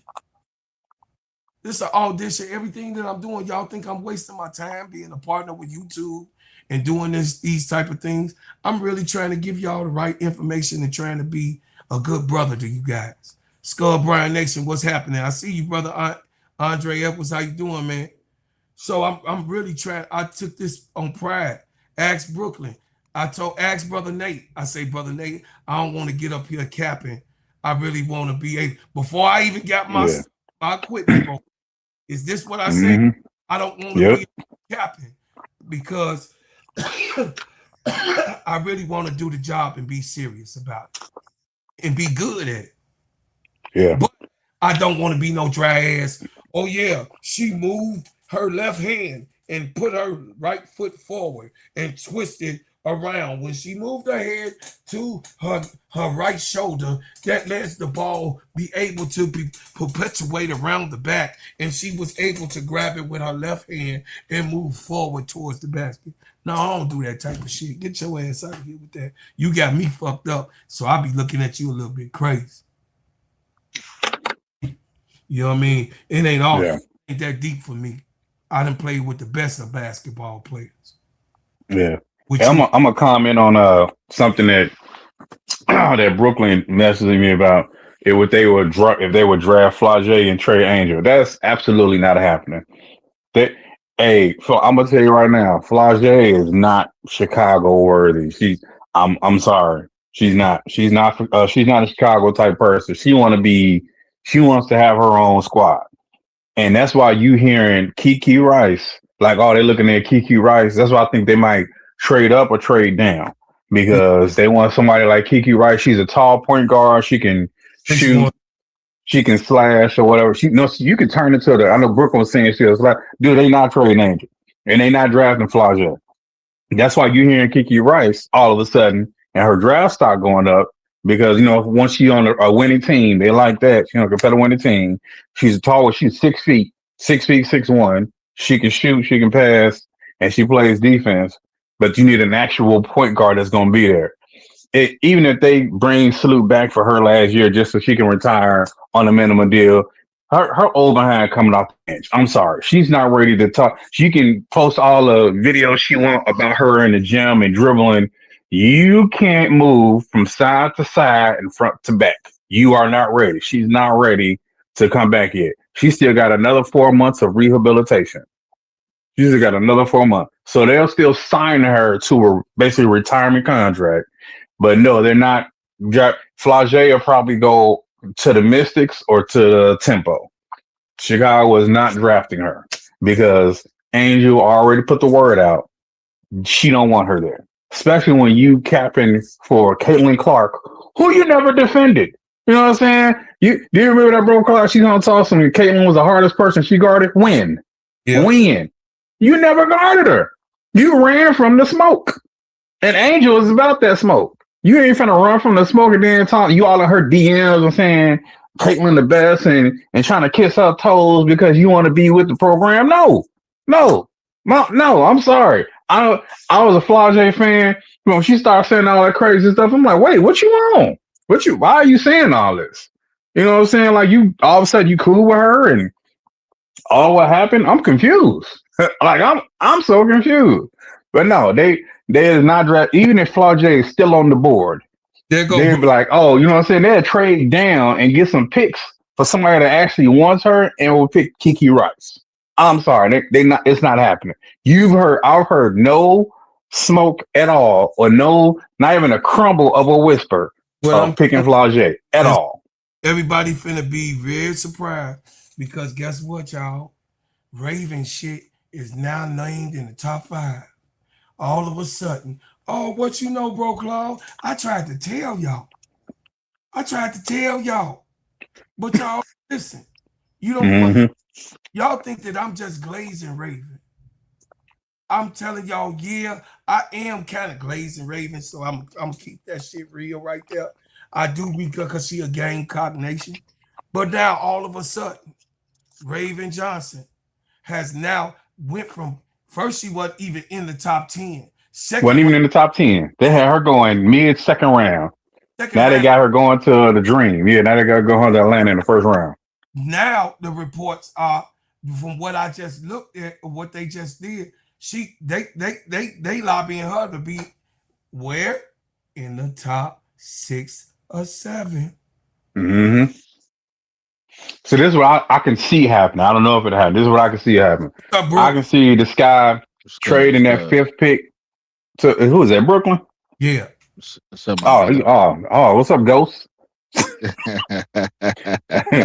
A ghost right there. That's a ghost. But I can see what's happening. I can see this guy trading that 5th pick to the Sun, who have 2 first-round picks, getting Kiki Rice and Raven, because you can have Kiki as a wing as well. You know what I'm saying? And Raven is your actual point. So that's your 1-2 right there. Right, and a heck of a defense, right? Man, exactly. So you know what I'm saying? You got she's 6 foot, and you got Raven, who's what 5'9", 5'10", 5'9", and super strong and can guard anybody. Right. And been posting. You see her posting them? Oh man, you see Olivia was running from her. Olivia was trying to guard her. You know what I'm saying? I love Olivia mom, but she was not trying to mess with Raven. I'm sorry. Raven was looking for her. I'm watching that game. Raven was looking for her. Like, you know what I'm saying? She constantly trying to do switches and get Raven off her. And when I said she hit that 3 on I think it was Joyce. When Joyce went out there, Raven was like, all right, do it on me. No, got that ball out her hand so fast. Raven put it in traffic. Before the game started, the announcer said that Raven told Dawn, because they had Raven sticking over there, the Hunter. So yeah, because she's a shooter. Yeah. He said, no, I want the best player. Who is that, Dawn? She said, Olivia Mount. She said, that's who I want. Listen, they put that on the cast. She told Dawn, no, I'm not sticking Hunter. I'm sticking Olivia. So I kept calling switches. Kept calling pick switches. So go ahead, Brooklyn. Go ahead, Brooke. Go ahead, Ghost. Talking about, so you can go ahead and want me to give them some of that knowledge. Man, I just wanted to get up here just to say my sources told me. No, I'm just fucking with y'all. I don't got no source. I'm like, which one? What? I'm like, I gotta hear this. You in New York? I gotta hear this. Nah, I'm just messing with what that Brianna and Sabrina Stan? Yeah, we know that. We know they already gave that report. Hey, what I did hear about New York is that Jonquel not too happy about, you know what I'm saying? Now you're hearing about the deals that Brianna and Sabrina are trying to get. And she like, well, no, I want my money. You ain't heard Jonquel saying she's staying. She like, no, I want to get paid. Yeah. So did you hear that, Brooklyn? Because she want to get paid. She like, no, I want my money. Y'all gonna pay me my $1 million, right? I'm an MVP. I didn't hear that. I heard Sabrina. I heard Sabrina saying that they was all coming back, but that came from Sabrina voice. That came from Sabrina. So, Jonquel speaking for herself, because, maybe she's saying, because another thing that I think people seem to forget is Jonquel was an MVP too. They she's the MVP. Brianna's an MVP. Sabrina never been MVP, but Jonquel been an MVP before. So, Brianna was MVP. Remember her and Asia was kind of going, Asia should have won it. I said Sabrina wasn't. I said Sabrina now. But they trying to max her and not maxing Jonquel. That's why you haven't heard from her. Because Jonquel, like, yeah, as long as you know that you're gonna pay the finals MVP when they won the chip and a former MVP of the league. So if anybody, she, you know what I'm saying, Brianna getting her super max. That's what they was like, oh yeah, she like, yeah, I ain't going nowhere. Sabrina getting the max. So that don't leave how much y'all got left for Jonquel. If y'all giving both of them the max and the super max, you know what I'm saying? Because you still got to fill out the rest of the roster. Brittany, Benaja Laney want to get paid. You know, even though she was injured, she was key to them winning that champion. You know what I'm saying? When they got to the finals, so she like, I want to get paid. You know, that's the thing with the CBA. They're like, oh, we're gonna have the same team. Says who? Says who? These chicks, Asia been taking pay, you know what I'm saying, pay cuts for years. And they let her know, Asia, we finna supermax you. Just let everybody, we're gonna put that out there now. Asia will be getting supermax. Oh, you know. So they let her know, like, we paying you. If anybody, we paying Asia. Yeah. As rightly so. Yeah, as rightly so. So, because I remember you saying they, because, and that's, I find that crazy too. Caitlin saying, oh yeah, that's my running mate. No, you're Kelsey's running mate. You're Kelsey's running mate. Yeah, Kelsey's the best on the team. If they made it to the W, you know, so they would have. If Kelsey don't get hurt, I believe they beat the Chiefs. I mean the Aces, they beat them. I'm sorry, they win because you know what I'm saying. But Kelsey went down. That's I'm like, how are you? You ain't playing. Oh, she played 4 games last year. Was it 4 or 5? CC. CC played 13 games. 13. It felt like 4. She, you know what I'm saying, constantly running around crying about this and that. She just didn't want to come back because all the turnovers. And she don't look no better. In 13 games, she shot from the field 31% and 27% from 3-point line. And she was on the trajectory to beat her record of turnovers that she did the year prior to. She already got the record of the most turnovers in history. She was on a trajectory to surpass the turnovers. And that's why she set out the rest of the year. Yeah, she's trying to surpass her own record on turnovers. That's ridiculous. And to me, her not trying to join any type of league, that's basically saying I'm better than all y'all. I ain't got to improve my game. Because you don't see her playing nowhere. Because when she played in the USA, she's still doing the same thing, wasn't playing defense. I found that hilarious, that clip when Angel was pressing full court defense, guarding everybody. The announcer called her Caitlin. She's like, oh, Caitlin with the pick. No, that's not Caitlin. That's Angel. Since when did Caitlin turn into Angel? Turn to a 6'3" black woman? Come on now. Since when? Caitlin ain't play defense. What are we talking about here? Mm-hmm. Oh, Caitlin with the hit. What? That's Angel playing defense. What are we talking about? And what was Caitlin? 10 feet behind her, guarding nobody, guarding the air. No one. That's it, loco. Guarding nobody, man. Guarding nobody. I'm sorry, I'm getting hot now. I gotta start talking Spanish. Go ahead, Brooklyn. My bad. It's okay. Hey, listen, I'ma just say, hey, Brooke, the thing is that I think that at this point, by the CBA being solidified and actually out the way, I think that still of what I say, do you recall 2 years ago when I was talking about when the CBA chances come and it's going to be a whirlwind of people going where you don't think that they're going to go. A lot of teams going to be busted up. The super team will not exist anymore. You remember when I was saying that 2 years ago? I honestly don't, but I believe you. I believe you said it. I got bad memory. And that the whirlwind. So every team at this point, the way the CBA has been cut out, allegedly.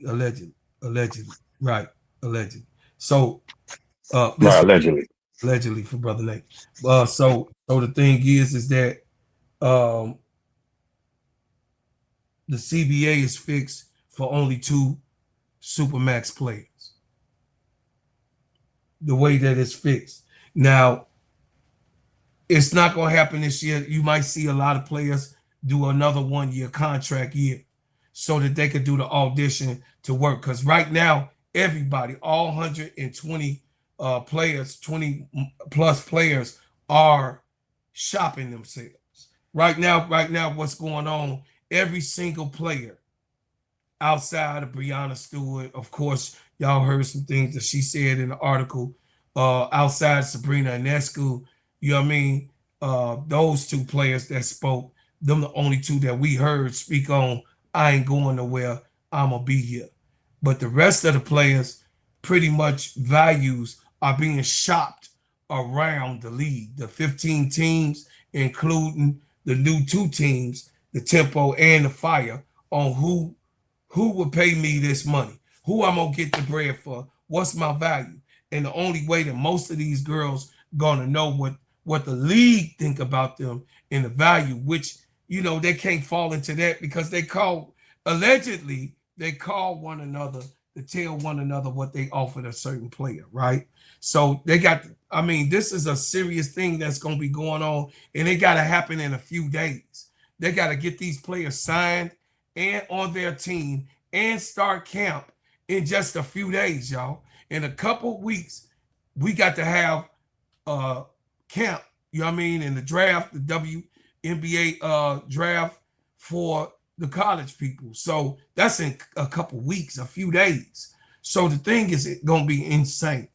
And it's going to be a situation where every single person in the league, every single player in the league going to find out their value this year of what certain teams are willing to pay them.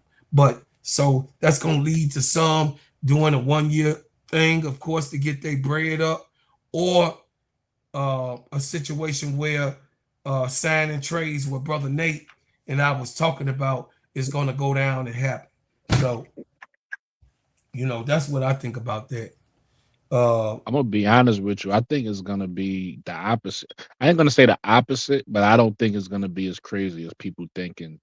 I think when you hear, the whole league is free agents, your original thought is, oh my God, where's everybody gonna go, right? Like anybody could go anywhere. We lived through the LeBron decision where we saw, LeBron and Dwayne Wade and Bosh get together. So a lot of people think it's gonna be like that, but I'm not saying nobody would do that. It's definitely a possibility. But two things I think people gotta remember. Number one, if you want the Supermax, you only can get Supermax to the team that has your rights. You can't go get Supermax anywhere. So if you're gonna leave your team, you giving up the Supermax. So and then another thing is, I don't think the Supermax is just gonna get handed out to everybody. Everybody not a Supermax player. So it's like, even if you go to a team and you get a payday, you might get your best payday, but you might not get a Supermax, which is how it should be, right? Like everybody, wherever your tier is, if you an all-star player, you should get paid like an 27 all-star. Yep. All-stars will be getting certain amount of limited money. That's what Brooklyn is talking about. So it's only last year was only 27 all-stars. The year before was 25 all-stars. So some people rolling off of the 1 or 2 years as an all-star, 2 years in a row type of thing, situation that you go. So the money finagle, they're gonna finagle that money on how what the awards you got, what your assists look like. Yeah, all WNBA teams and all WNBA defensive that's how teams. It should be. I agree. How it's gonna be. How many first teams did you make? You know what I'm saying? This is how much you get on, what you qualify. How many second teams did you make? What did you do? You know what I mean? So a lot of people, what records did you break? How many records you break? That's why I was telling you, Brother Nate, one of the other days, that Angel still is pretty much safe when it comes to them giving the bread, because she has 13 records that she's broke. The only thing Angel, not to cut you off, bro, Claude, the only thing Angel got to do is continue to do what she do. If she lead the league in rebounds again, and she's going to be all NBA next year. She's going to get a Supermax. Yeah. So she's going to get a Supermax. And that's easy for her. Like, she ain't going, Angel ain't going nowhere but up. She done added, like, think about it. She went back to her roots last year and became the point forward we all knew she could be. Because remember, we was talking about it the year before. In fact, what I do remember, hold on, bro, Claude. This is where I can give you credit, right? Because I'm not a liar. I'm not going to say I remember something I don't. But I will tell you something I do remember. I do remember, and this is where I got to say I was wrong, and Bro Claude was right, because Bro Claude was saying Angel could play the 3 2 years ago before she did the point forward, and I was like, Bro Claude, what you mean? I remember that. I said I haven't seen. What I said to him when he said that was I haven't seen enough ball handling for me to feel comfortable with her doing that. And what she did last year showed that if she wants to, she could play the 3, right? Because two things you need, and anybody who know basketball knows, you define your position by who you could guard. So if you could guard a position and then you have the offensive ability to do certain things in that position, you could play that position. So 2 years ago, she could guard the 3, but she hasn't shown me offensively that she could play the 3 because she was dribbling like nervous. Like it was a couple times, like if you saw her in college, she would bring the ball up, she would do certain things with the ball, right? When she got to the league, certain small guards like Skylar Diggins was plucking her. So in her first season, she didn't feel comfortable dribbling the ball. She would pass and just run to the paint. So I didn't see the 3 because I'm like, yo, she's not showing that. But in her second season, she showed she could bring the ball up. She started showing. She started showing like crossover a bit. Like she started showing. She got a little bag, right? She started showing a little bag. So I want to give Bro Claude that credit because he said it before she did that. He said it in the first year. I was like, I don't know, Bro Claude. I haven't seen it. So I remember that. So I want to give Angel that credit, and Bro Claude that credit. But yeah, Angel could Angel could play multiple positions. So yes, she can. She can guard. She can also guard multiple positions. I'm not gonna say every point guard she can guard, but she could do she could do enough you need for a possession. She don't need to do it every possession, but if she gets switched off, she could guard that. She could guard that player for a possession. So the thing is that so when we have this type of affiliation, when it comes to what Angel Reese is, this is why I'm trying to draw the picture for each and every person that watch this channel. Angel ain't going nowhere because they know what type of player. If I laid this shit out to you and I'm considered a nobody in the YouTube streets and these professional people that talk about how they do film, but if I laid this shit out to you 2 years ago, what my brothers is talking about, and it's documented because it's on KSAP show of me talking about what Angel bag is actually, she still have not tapped into her shooting ability, her real shooting ability. No, that's a fact. That's a fact.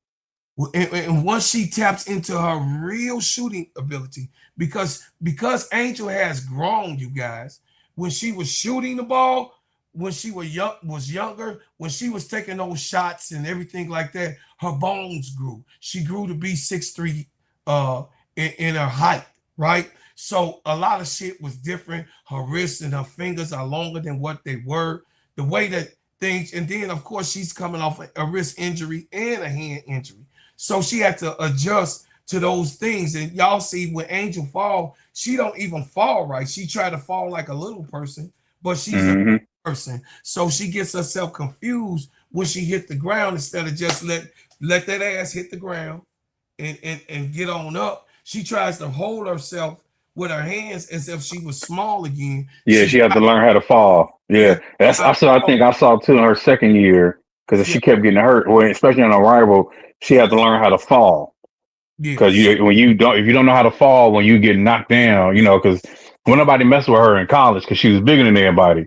But in the league, everybody as big as you and bigger and stronger. So she definitely had to learn how to fall without her wrist and hands hitting the ground first. Absolutely. So I definitely saw that too. She learned how to fall. Mid-range game. I'm telling this to Brooklyn. In AAU, when you see this girl mid-range game, she look like Booker. When you see, I know, I've seen it. Oh, but let me nasty. Let me explain what I meant though, because Nate said that I was talking about a trade. Now, again, I don't got no sources. I'm just reading the room, right? And y'all already know me. I'm an Angel fan. I want her to stay. Yeah. But I was trying to make sense of why would on a roster that probably nobody want, why would Jeff make a trade to say, hey, don't touch nobody on this roster, right? Right. And I was just thinking, I don't have no sources. This is just popped in a random thought that popped in my head. I said, what if, because let's just say behind us, because Angel's very professional. So let's just say behind the scenes, Angel did say, hey, I don't like how y'all handled me last year. I don't like what y'all did with Teaspoon. I'm over it. I would like to be out of here, right? The smartest move, if I'm a GM in that situation, right? I know the reason why we made money was because of Angel and her endorsements and everything she brings to the team, right? So if I'm pushed in the, I'm not saying this is gonna happen. I'm just saying this has just popped in my head. Like, what if they are trying to trade Angel, right? What would I do? What's the best move? And that's why I said drafting Flage gives them the ability to trade Angel, because Flage comes with her own fan base, right? She's a dual threat. She's basketball and music, right? So she has her own fans that she's not as big as Angel as far as Angel is the biggest, right? Angel is the biggest. We understand that. So she's not as big as Angel, but if I'm going to replace Angel in a city like Chicago, is a music city, right? If I'm going to replace Angel, it's going to be somebody like Flage who I could market. Yeah. And who's Angel? We always talk about Angel with Kai Copper, right? We always think about Kai coming back to Chicago, but we never thought about Angel going to Phoenix. You get what I'm saying? So Angel could be like, yo, I want, and then I thought about it. I was like, well, the center they got over there in Phoenix is Kalani Brown. And I was like, well, Kalani Brown don't kind of fit that fast-paced offense, but you know who would? You get what I'm saying? So but they resigning a list of time. Angel wants her own team, though. That's another thing. That's why. Listen, you can't win by yourself. Like that's like saying Asia. That's like saying Asia want her own team. Asia needs a Jackie Young. She needs a Chelsea Gray. That's why she took less money. You get what I'm saying?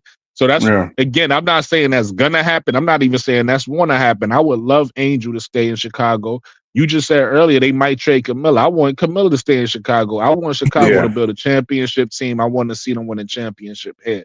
But what I'm saying is we don't always get what we want. I'm not the GM. None of us work for the team. So none of us is making decisions. None of us ain't on Angel team. So none of us making her decisions. So all I'm saying is what the unknown, what we don't know, we could say what we want all day. But what about what we don't know or what's out of our control? You get what I'm saying? So that's what I was thinking about. Something outside of my control, something I don't want to happen, obviously, because I like Chicago. So something I don't want to happen. But if it does happen, I was just saying that makes a lot of sense. If that's what Jeff is doing, because I was thinking like, you only say don't touch nobody on his roster if I'm negotiating with another team for these pieces. You get what I'm saying? If I'm negotiating and we trying to figure out what pieces you want, I'm going to say don't touch nobody from my... So that's what made me even think about that. But I don't even know if that's going to happen. That's just a random thought that popped in my brain. Because I'm like, why would he... I was like, nobody really want anybody from this roster, number one. Number two, you don't have to protect no unrestricted free agents. Ain't nobody on this team getting a max contract. So it don't even matter if they pick somebody. Like, let's just say, for instance, Portland took Ari Watkins. We can still get Ari Watkins back on the team. She's not getting a supermax anyway. That's right. You get what I'm saying? So you only have to protect your rookies and you only have to protect restricted free agents. You don't got to protect nobody else. So it ain't make no sense to do the trade. Do the deal. Do the trade they did for Portland and Toronto. But I think that's exactly what's happening. A trade going on behind the scenes. But again, I don't know. I believe it is though. It's just not for Angel. I believe it. Allegedly. I believe that's exactly what's happening. It's just not Angel, because that will literally be that's not career suicide. That's franchise suicide. That will literally be like the Aces trying to move Asia, like for real. That's literally franchise suicide. Yeah, but you got to realize you talking about the two. I'm not saying you wrong, bro. I'm just saying think about it like this though. You talking about it from a Chicago Sky point of view. Right? No, that's business. Think about it. No. Listen, no. Listen to what I'm saying. Think about it from an Angel Reese point of view, because it's also career suicide if you got a superstar saying I want out. You get what I'm saying? Because at some point you got to figure they did it. Listen, if Marina Mabry could go to the team and get out of there, you think Angel can't? You get what I'm saying? Marina ain't Angel though. Marina ain't Angel though. Like I'm saying, Angel got more power. Marina do. That's what I'm saying. They're not going to listen to. That's what I'm saying, bro. Listen, I understand what you're saying. They're not gonna add another 30 million to a facility listening to somebody they plan on trading. Like she put her when they did their meeting with her, and they showed her the facility what it was gonna be. She was like, "That's not big enough." So And that's they was why like, they "Well, what do kept. you suggest?" That's And why they they added kept. on the stuff she suggested. They're not trading somebody that they're not even But listening to you if they don't seek again, value your opinion. You know what I'm saying? I'm not even saying you wrong because we don't know. I'm just giving you perspective, right? If what you're I saying is understand that. true, Yeah. then Teaspoon will still be there, right? But she didn't even know that was Because happening though. you saying they That's listen. what pissed her. But What even you're saying is ownership they didn't know listen to that was happening. angels. That's what I'm saying. Even ownership, I Nigga, they don't know if don't you heard listen the to reports. angels. That's the whole reason Bro, why if they listen to Angel, Brooklyn. why was she suspended last year? Brooklyn. And that's why ownership was, I don't know if you probably didn't hear the reports. Ownership was even upset with Jeff and asked him, why did this happen? You need to give us an explanation. That's why he has this year, not even a whole year, he has to put a competitive roster together because of the new ownership that's luring, that's trying to take over. It's a takeover. You probably heard we're working. It's a takeover that's trying to happen. They want this the head. Allegedly, they want him to sell. Actually, that's not alleged. I think they came out. They want him to sell right now. There's a lawsuit coming. If that court date goes through, he will have to open up the books. To have to be a discovery. So that's why when ownership it came out, the report, even no cat reported on this. When it came out, ownership was pissed because ownership hired Teaspoon. They said, "Hey, why aren't you firing her? What's going on?" He fired her without telling ownership, and his excuse was his line was, "Oh, I'm hearing from agents and free agents. This is a report. This ain't alleged that no Yeah, I one heard wants to him say come that. here I because of heard her." that he said that Right, out his and that own was mouth. I heard reported him a say that. lie. Yeah, and that was reported a lie. And they asked him, like, "Hey, the agent said they never told you that. You got a comment?" He said no comment. So he has to come up with a trading her is literally say, "Hey, fire me, y'all. Fire me, and no one else hire me ever again." That's what I'm saying. That wouldn't make any I mean, business sense. I think he already did that, Brody. In my Well, opinion, yeah, absolutely, I don't absolutely. even I know think no why he's matter what still there. happens, unless they win a championship He this won't year, work. he's still fired.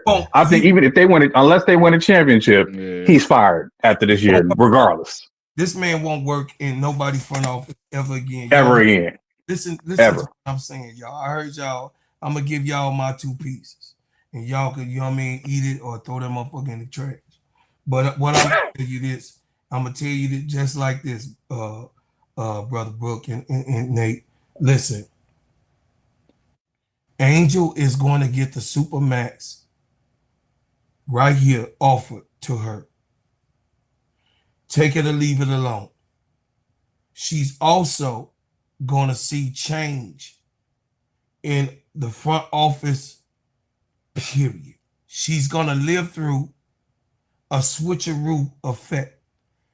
I ain't trying to make no shit up. Allegedly, things are happening that Angel to secure this girl because they really did not know who this girl was. They really expected this girl because she dropped in the draft, and they when they got her, they expected to be cutting her because they got her at number 7.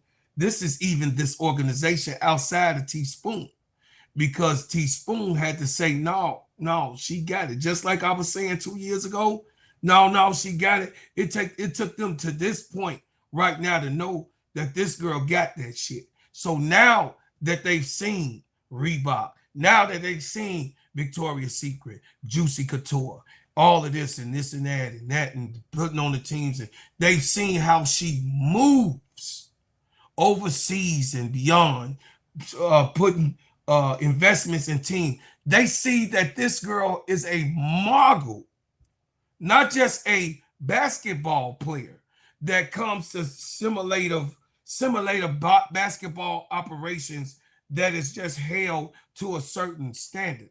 What they now know in Chicago, Forest the Sky, they know. Trust me, y'all. I know a lot of people disagree, and some of my partners even disagree, but they know who this girl is, and they know the value, and they know what butts in the seats Can mean. I ask you a question, Brody? I'm almost done. I'm almost done. Okay. Then get it off. They know what butts in the seats mean. And one thing that I know that Chicago Sky don't want to do is lose the edge of the actual customer that comes in to watch the game, because they're on the verge to even lose their actual customer who is a basketball fan with the shenanigans that's going on. But go ahead, brother. I was gonna ask you, and again, like I said, that's a Chicago Sky point of view. But Yeah, it is. so this question I was gonna ask you is, what happens when it's too late, though? You get what I'm saying? Because at the end of the day, we talking about superstars, right? And we Yeah, talking about when superstars get fed up and they say, "I want out." Then what do? Because you can know all you want, but once they it's don't too have to. late, Just like Marina didn't get traded, they don't have to trade you. that's And my on point. top, and on top of it, So that's the point. Listen, I'm not saying that you're wrong, because I don't. At the end of the day, we're not in those offices, so we really don't know. We saying what we think, right? I'm not saying that Nate is wrong, but what yeah, I'm saying that there's also is a reality where Angel Reese might say, "Hey, you guys suspended me yet last year for no reason," because really, if we being honest, she ain't do nothing wrong, no, she right? did. You guys fired Teaspoon for no reason. Mm-hmm. I done gave, I done look what I did. I done made y'all money. Look what I did. She came into when she got drafted, she went into a gymnasium and sat down, and even everybody complained for her. She ain't even complain. She said, "I'm happy to be here."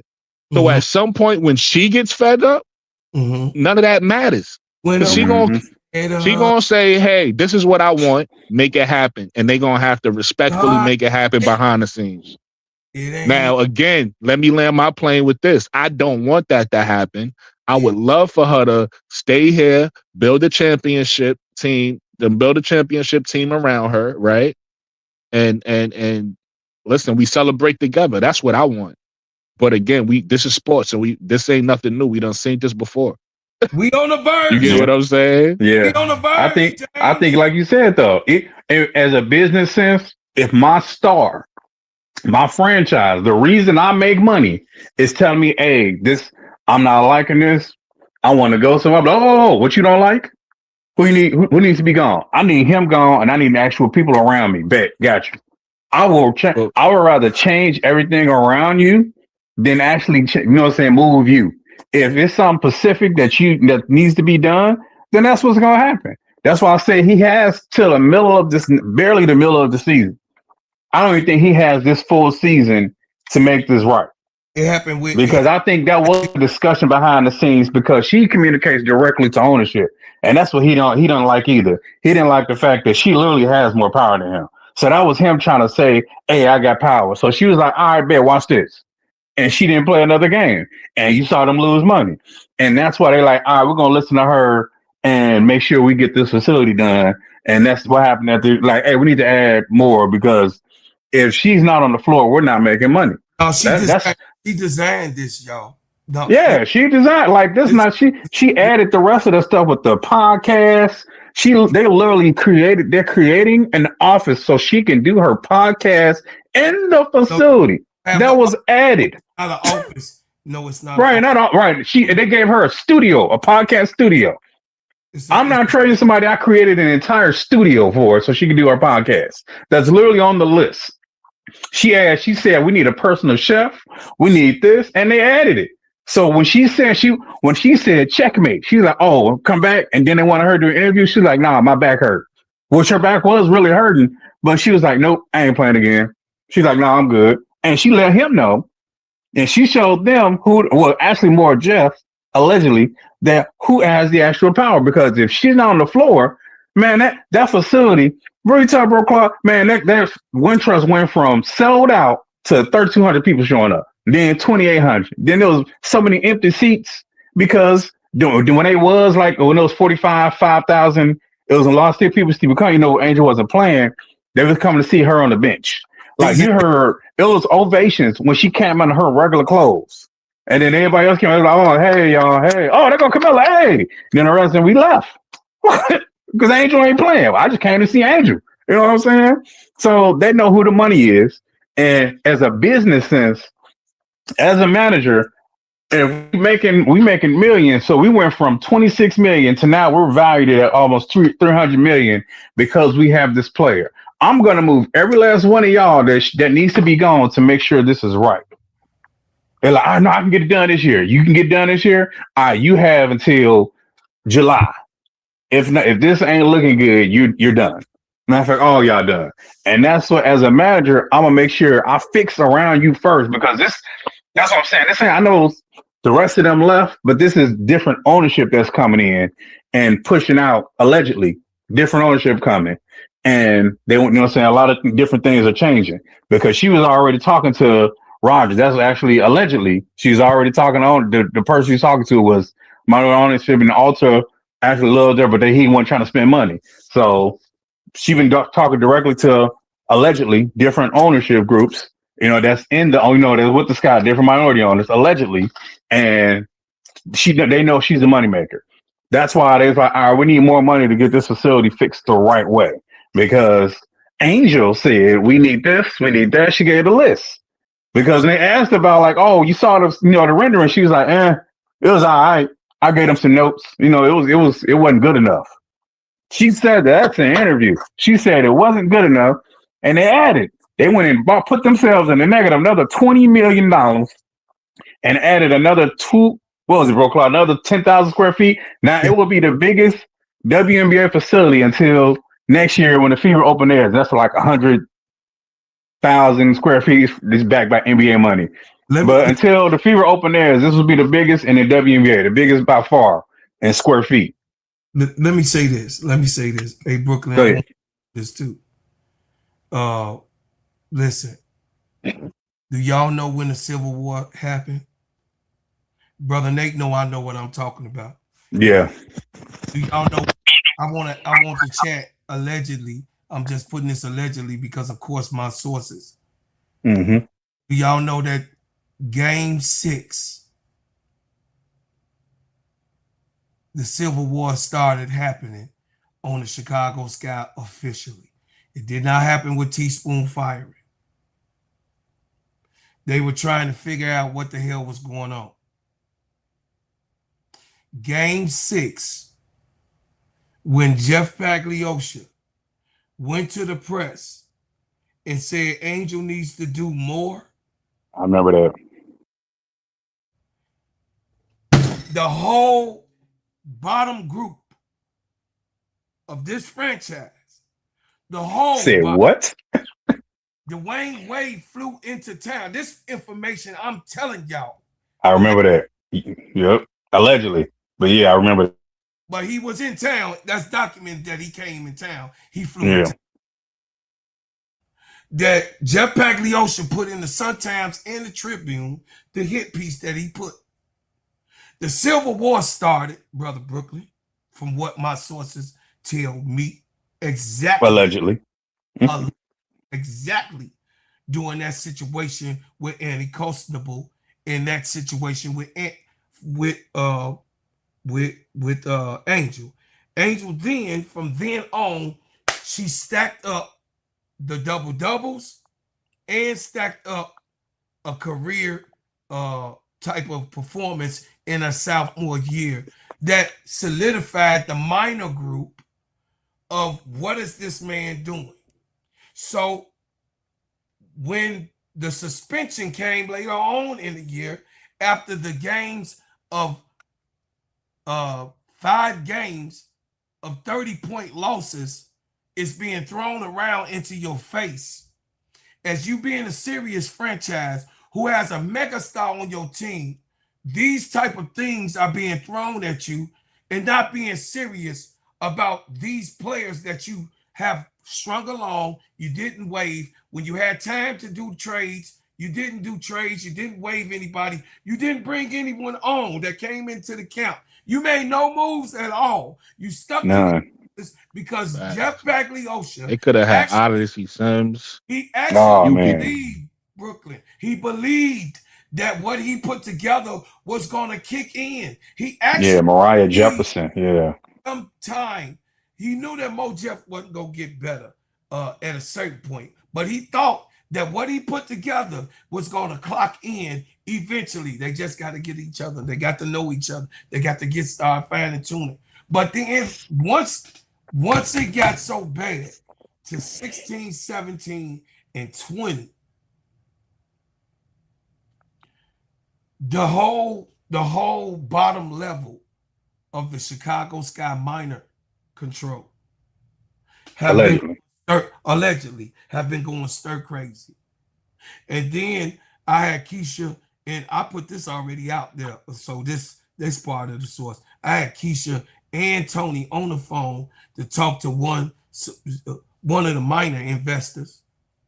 You damn right, I fucking said that. One of the ones that said that we wouldn't let Angel go. And I told y'all this last August. Yep. Did I say it, Nate? I You told y'all. We've been saying it. She wasn't going on nowhere. my channel that they was not going to. Angel can't go nowhere. She can't get herself out of no contract. She can't go nowhere. She can't get no trade. Nothing. She on lock and key. Listen, we all on the same page. But y'all so emotional. Hold on, Brooklyn. I'm grilling right now. We had 104 people. I want these people to hear my cook job. I'm finna cook it, and then all three of us gonna eat this bitch up. Because what I'm serving right now was hard for people to do it. You know what I'm saying? ADP will tell you. ADP part of our clique. ADP will tell you I brought the information. I'm like, yo, wait a minute. I heard from so-and-so, one of the sources say, Angel ain't going nowhere, so y'all just get that shit out y'all head that she can't make no moves herself. They actually profoundly said she's under fucking contract. She can't go anywhere. This is what was told. And I was told, Tika Miller on there, she was one of the ones.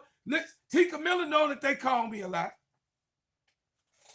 Tika Miller remember this. And I said, Angel will be back for her third season and will not be traded. Y'all get out y'all feelings. But I understand that, you know, when people get emotionally tied to things, I understand that your emotions, and some people project themselves. And that's all I'm saying. Into Angel. They projecting themselves into Angel, and they get emotionally. It's who you are as a person. You're projecting. Sometimes you got to talk business. You got to talk basketball, take the emotion out of it. Because it's a business at the end of the day. Them people, they not letting Angel go. But to y'all point, though, I will say this. I gave y'all a scenario where they possibly could trade Angel. But I think the reason why they won't is because the season games came out, and right now they got the Barbie nights, and they got, so that's gonna be like crazy. Like no, they got no Barbie listed yet. I thought I saw a Barbie night when I looked. Oh, they just did today. Yeah, they got Barbie night. I might be wrong. I might be wrong, but I thought I saw one. But I'm just saying they got certain nights. I know they had like a Pride night. I saw a Pride night. I saw certain nights or whatever. Yeah, so Angel has to be there for like at least the Barbie night. She got to be there. So that would be a reason for them to keep her around. And the All-Star game is going to be in Chicago this year. So yeah, that too. Game is, and that was one of the main factors to have Angel Reese as a draw. And that's why I think, because now the Reinsdorfs, you got other billionaires jumping in. Because the Reinsdorfs, I remember when the Sky came out, David Stern asked Jerry Reinsdorf to back, saying to buy the Sky. Saying to start WN, he didn't want to have nothing to do with it. But now he see the money and he like, hey, y'all want to use the United Center? It's like, oh, so now you're a part of this. But it's all about money because the United Center seats more people. The United Center had to spend more money. You got to spend money on parking, anything else, the bars and stuff. So now you got them at the United Center. That's money. So you got other billionaires jumping in on this. That's why I'm like, they ain't getting the United Center if Angel gone. I don't care if Flauché here and AZ Fudd. You not getting the United Center. No. without Angel. It's not happening. And you did got them for like 4 or 5 nights. That you know how expensive that is? So they know they gotta fill that up. You're not filling that up if she's not here. So that's all. It's all like it's a business. 23,000 people. Yeah, 20,000 seats. You not, man, listen, you ain't trading that. Like, hold on, Angel ain't here? Oh, I ain't coming to see this. I don't care who you bring in here. it ain't her. So put a team That's the around only her. thing I disagree with. Only for the simple fact that you got to realize we know who Angel is, but it's other stars that's in the league. You get what I'm saying? Like that's Yeah, one I thing understand that. that's one thing I love about where the women's basketball is going, especially with these these NIL deals and these players building their brands.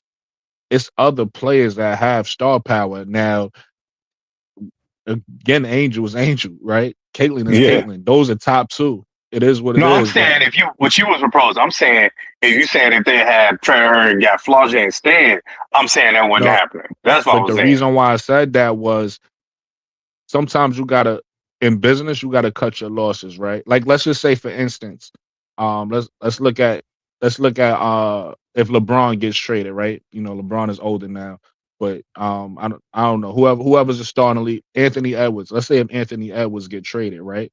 Mm-hmm.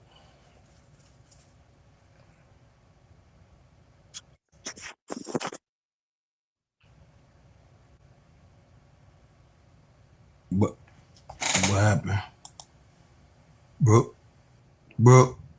Did he get cut off? Yeah, he probably got cut off. Bro. He still got that old janky mouth. Bro.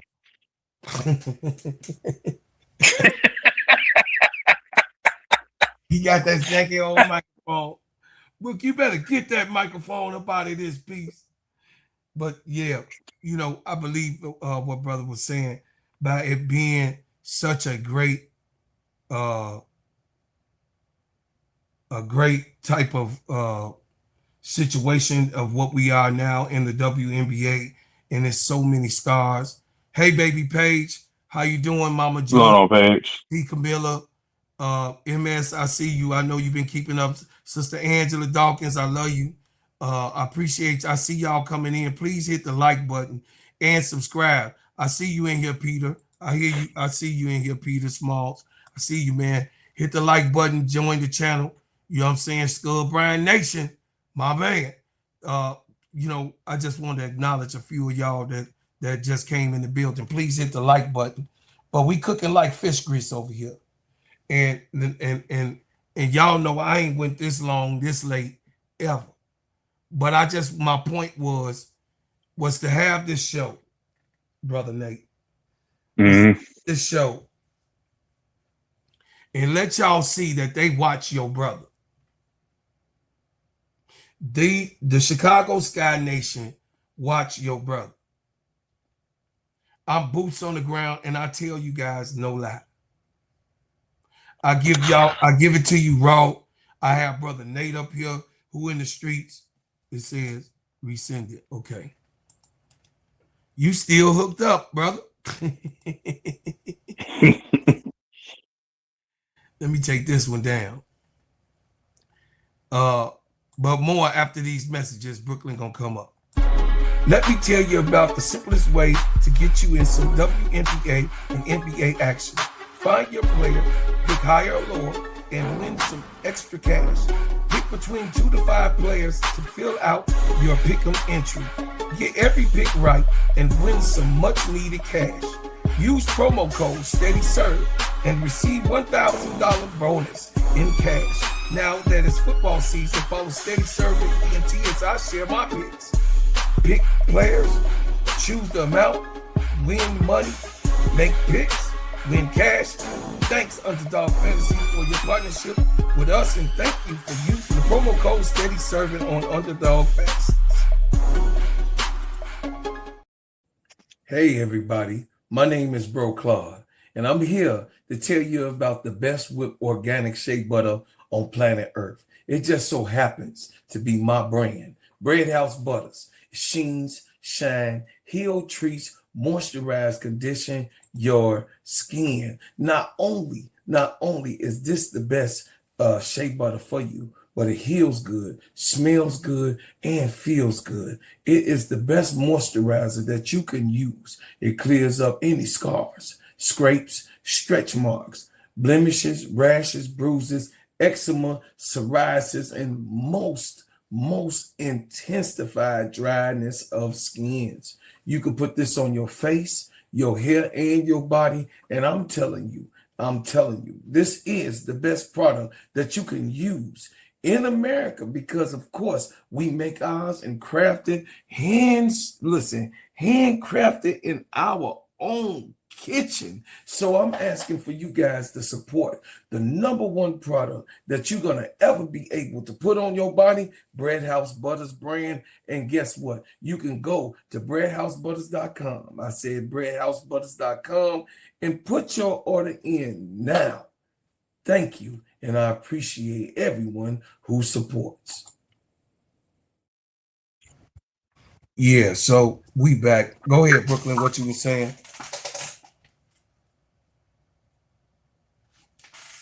Is you back on? Brooke. Hey, Brooke, you probably got to close it all the way out and then come back in. Yeah, you're going to have to close out, bro. Because it's still looking like you linked in, so that's probably why it's not showing. Yeah, I don't know. I don't know how he... See, Brooklyn, I told your ass when we got in this game to fix that damn shit. You ain't fixed it yet. How you going to be doing, you big brother? We waiting on you. Yeah, like Michael said, billionaires like to stay rich. So there are certain players you want to listen to. Exactly. When money tell you, hey, look, this needs to be fixed around me. We need to do this and need to do that. Then you may not want to listen to this, this black person that you think you didn't want to listen to, or this player, because I know before when rookies come in, we remember the old league. Rookie first round picks barely made it on a team unless they was superstars in college and they was able to last. So then a week that we knew Angel was going, make it, but a lot of them was like, oh, she gonna get her a few minutes and get cut. No. That's why they had her in the gym. They thought less of her. We saw it. Well, some of them did. A lot of the minority owners was like, hey, we think she can do something special. And then they saw it. And you see all from then on, because she said, hey, when you bring players in, it needs to be like this. So what happened when they drafted Haley and Maddie and Sifka and all them? They was at the Sears Tower. Well, Willis Tower. We still call it the Sears Tower. Right. They were at the Sears Tower. So the new facility, and that's also Angel was like, we should have press conferences at the facility. What they got at the facility, Brooke Lott? They got a press room at the facility. Come on, man. When somebody know business, Angel ain't dumb. Angel is more than just a player. She's a businesswoman. Like she said when she's talking to her, she got like 57 jobs. The woman is smart. You know what I'm saying? She's very business savvy. She's very smart. So you're going to listen to somebody that's more than just bringing money in, that's actually know what they're talking about. So when she went in there and she told them what was to happen and what should happen and talking to other players and this is what they would want to see, yeah, you're going to listen. You're going to be like, you know what? Hey, is this the money right here, right? Whether you see her as money or not, you want to keep the money happy. So if you see her as just bringing in money, like, hey, saying she's special, she can bring in that funds. People want to see her play. If she feels like, hey, this ain't cool, y'all. What was going on here? The GM pissing me off. This dude was trying to suspend me. So you got minority owners that want to take over. They like, no, allegedly, my bad. Allegedly, please. Minority owners want to take over. Actually, I think I was in the documents that they see it's a problem. There's a problem here. Things aren't being divided correctly. So the main thing is like, hey, we don't like the way things are done here. She doesn't like the way things are done here. So I believe that's why, like, hey, you do want to, like Brooklyn said, when you protecting all the players, I believe you want to work out a trade. Even if Ariel Atkins don't want to come back, she has to get her deal from the sky because they have her bird rights. When they traded for her, they got her basically, like bird rights. You only get, so they can, I believe even if she doesn't want to stay, they're going to still sign her for, I think she qualifies for the max, doesn't she? Because she made 2 all WNBA defensive teams, and she's a former WNBA champion. She didn't do that last year or the year. So it's the year before. So it qualifies the year before. Yeah. So it okay. So they go based off the year before. Okay. So she can at most get like a to $800,000-$900,000 deal per year, stretched over a few years. So her deal would still look like a $2 to $3 million deal over years, basically, right? Yeah. So I still believe. I'm hoping that he can do this correctly. I don't want to see him mess this up because I don't want to see Angel with a bad team. You know what I'm saying? So I want him to do his job correctly so Angel has a good team. I don't want to see him here, but I want to see Angel with a good team. That's why I'm hoping he does this right. If not, he's fired either way. But I want us to see us win. I want to see Angel do good because Angel gonna play. She gonna ball out. Because you know what I'm saying? Angel like, man, give me a squad and I'm gonna ball out. But That's get right. rid of these clowns that's not trying to be here and win. Like, who was that said, oh, we don't want to? Who was that? Who was that? Was that Michaela? Was that was on your way there, right? Hey, she got to go, bro, Claude. I know you love her. She got to go. I think she was the one that said that it's hard to compete or want to play or something like that. Hey, she got to go. I'm sorry. When she said that, I was like, what you just say?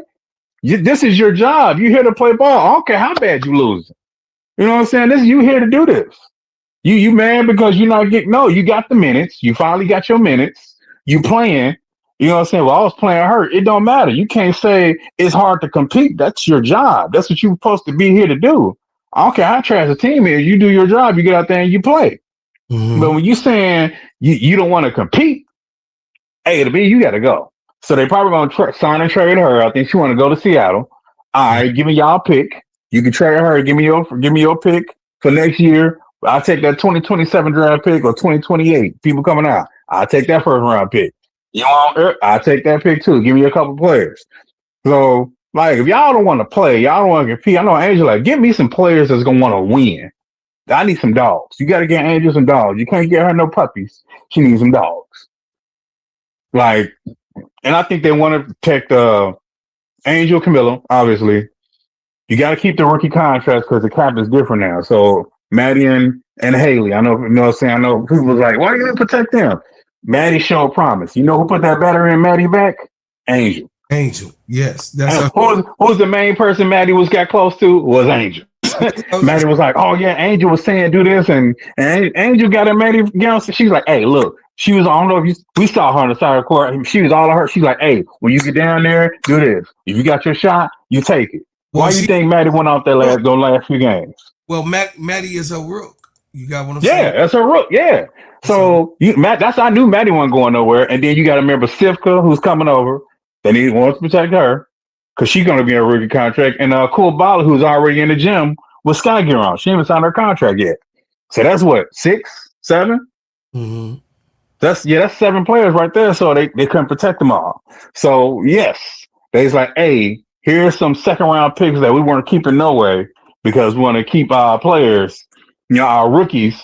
And because if you keeping your rookies and they can play, you either trade those rookies once, you know what I'm saying, the draft go through, you know what I'm saying, the expansion draft, and you sign some max players. So if you keeping your rooks, the rookie contracts, that means you planning on doing something crazy. That means you planning on using the rest of that money for real players, right? Well, hopefully. That's like hopefully. I'm praying this clown gets this right. Matter of fact, I know he's not going to get it right, but I'm hoping he listening to people that's saying, hey, do this. You know what I'm saying? I'm hoping he listening to other people that know what they're doing because Tyler Marsh wants Raven Johnson. Tyler Marsh been at the South Carolina games I don't know how many times.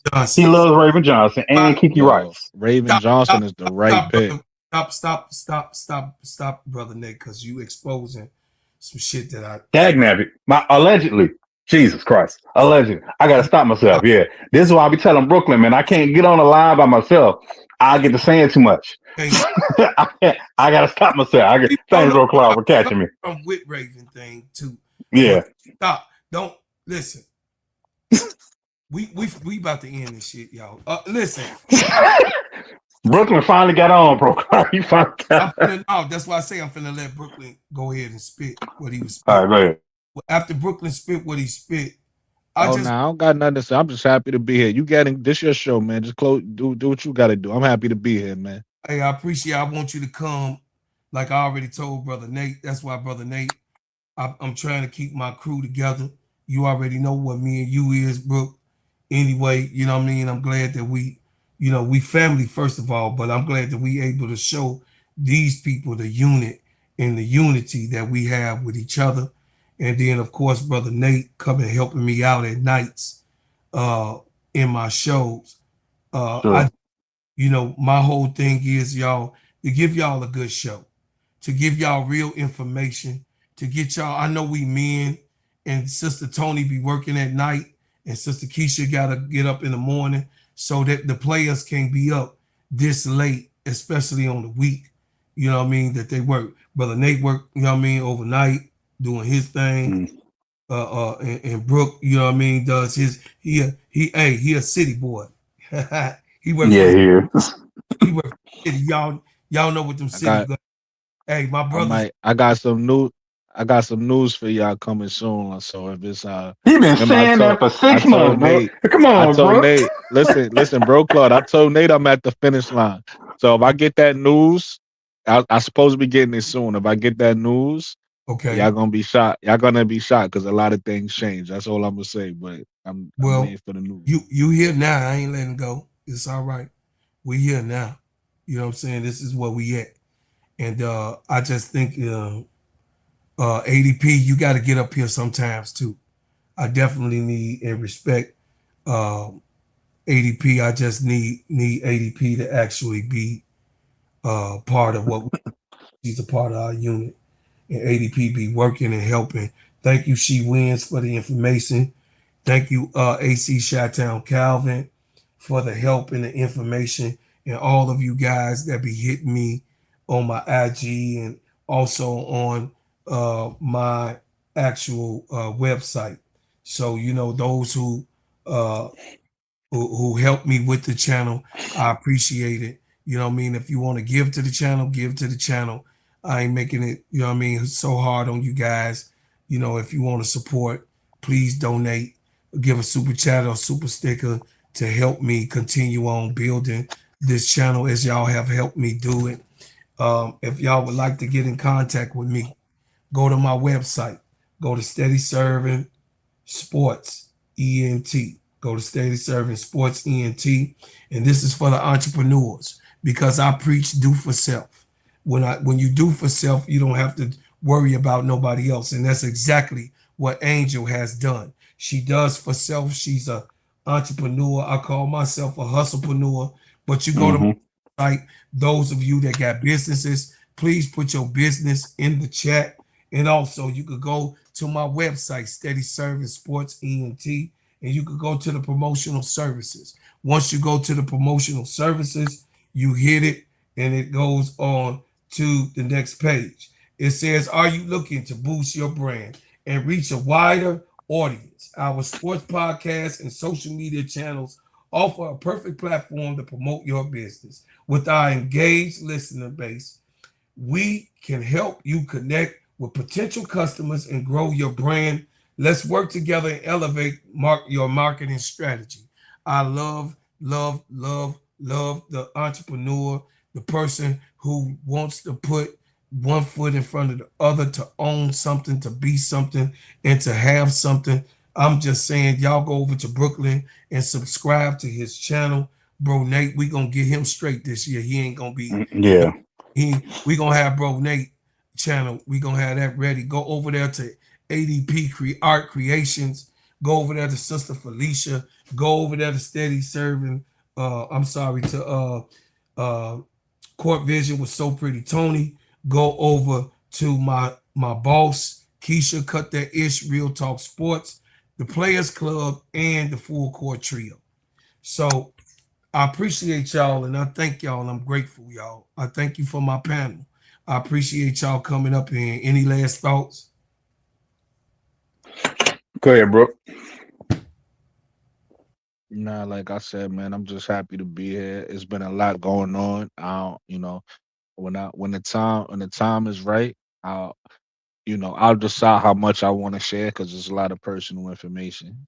Right, But right. when the time is right, I'll share what I want to share, and then the absence of makes sense, and then the return of makes sense. Everything is gonna make sense once Yes, y'all hear why, and once I hear the why, everything will make sense. So just know, and I didn't just disappear for no reason. I got shit going on, but I'm a grown man. Remember I told me and bro Clark, I'm happy to hear about the Steady Serving ENT because what I told, we had a conversation not too long ago, right? And I was like, can't nobody blackball you if you got the right spirit, right? So yes, it's like I wasn't blackballed, but some people tried to stop my momentum. You get what I'm saying? And I ain't gonna never let that happen. So, I had to, you got to put your hustler, you know what I mean? You got to do what you got to do, and you got to make sure everything is right. So that's what I'm doing. You know what I'm saying? But not everything is in my control. So I got to wait for other people to do certain things for me to do certain things. You get what I'm saying? So that's what's taking the process a lot longer. But I explain the process when everything is done and everything gonna make sense. Oh, absolutely. So, brother Nate, go ahead. I'm gonna just say, y'all, you know what I'm saying? Just I'm hoping, you know what I'm saying, hope for patience, y'all. I'm hoping, like I said, I know he ain't gonna get it right. I think certain people are gone regardless, unless you know what I'm saying, unless certain things change. But I think, you know what I'm saying, this dude got till the middle of July. But I think I know what you're talking about, Brooke. You know what I'm saying? That's understandable. And it is certain people that try and block your momentum. You know what I'm saying? People are miserable, man. They try and bring you down when they're misery. You know what I'm saying? So that's what karma is for. It's certain people that think they bigger than the program, as they say, and they find out they not. But you know what I'm saying? Hey, real quick, this shea butter, is that the same shea butter that Diddy had at the party? I'm just joking. But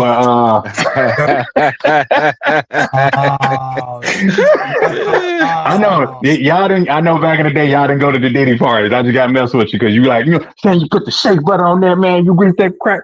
I was like mess with you, but it's glad being up. Hey, we need to get Mika on here with Brooke too. No, we need to get Mika up here too. Oh yeah. That strong Brooklyn, you know what I'm saying? You know what I'm saying? The word is bond kid, you know what I'm saying? It's crazy. I had stuff going on, son, these Brooklyn people, well, them New York, it's East Coast accents. But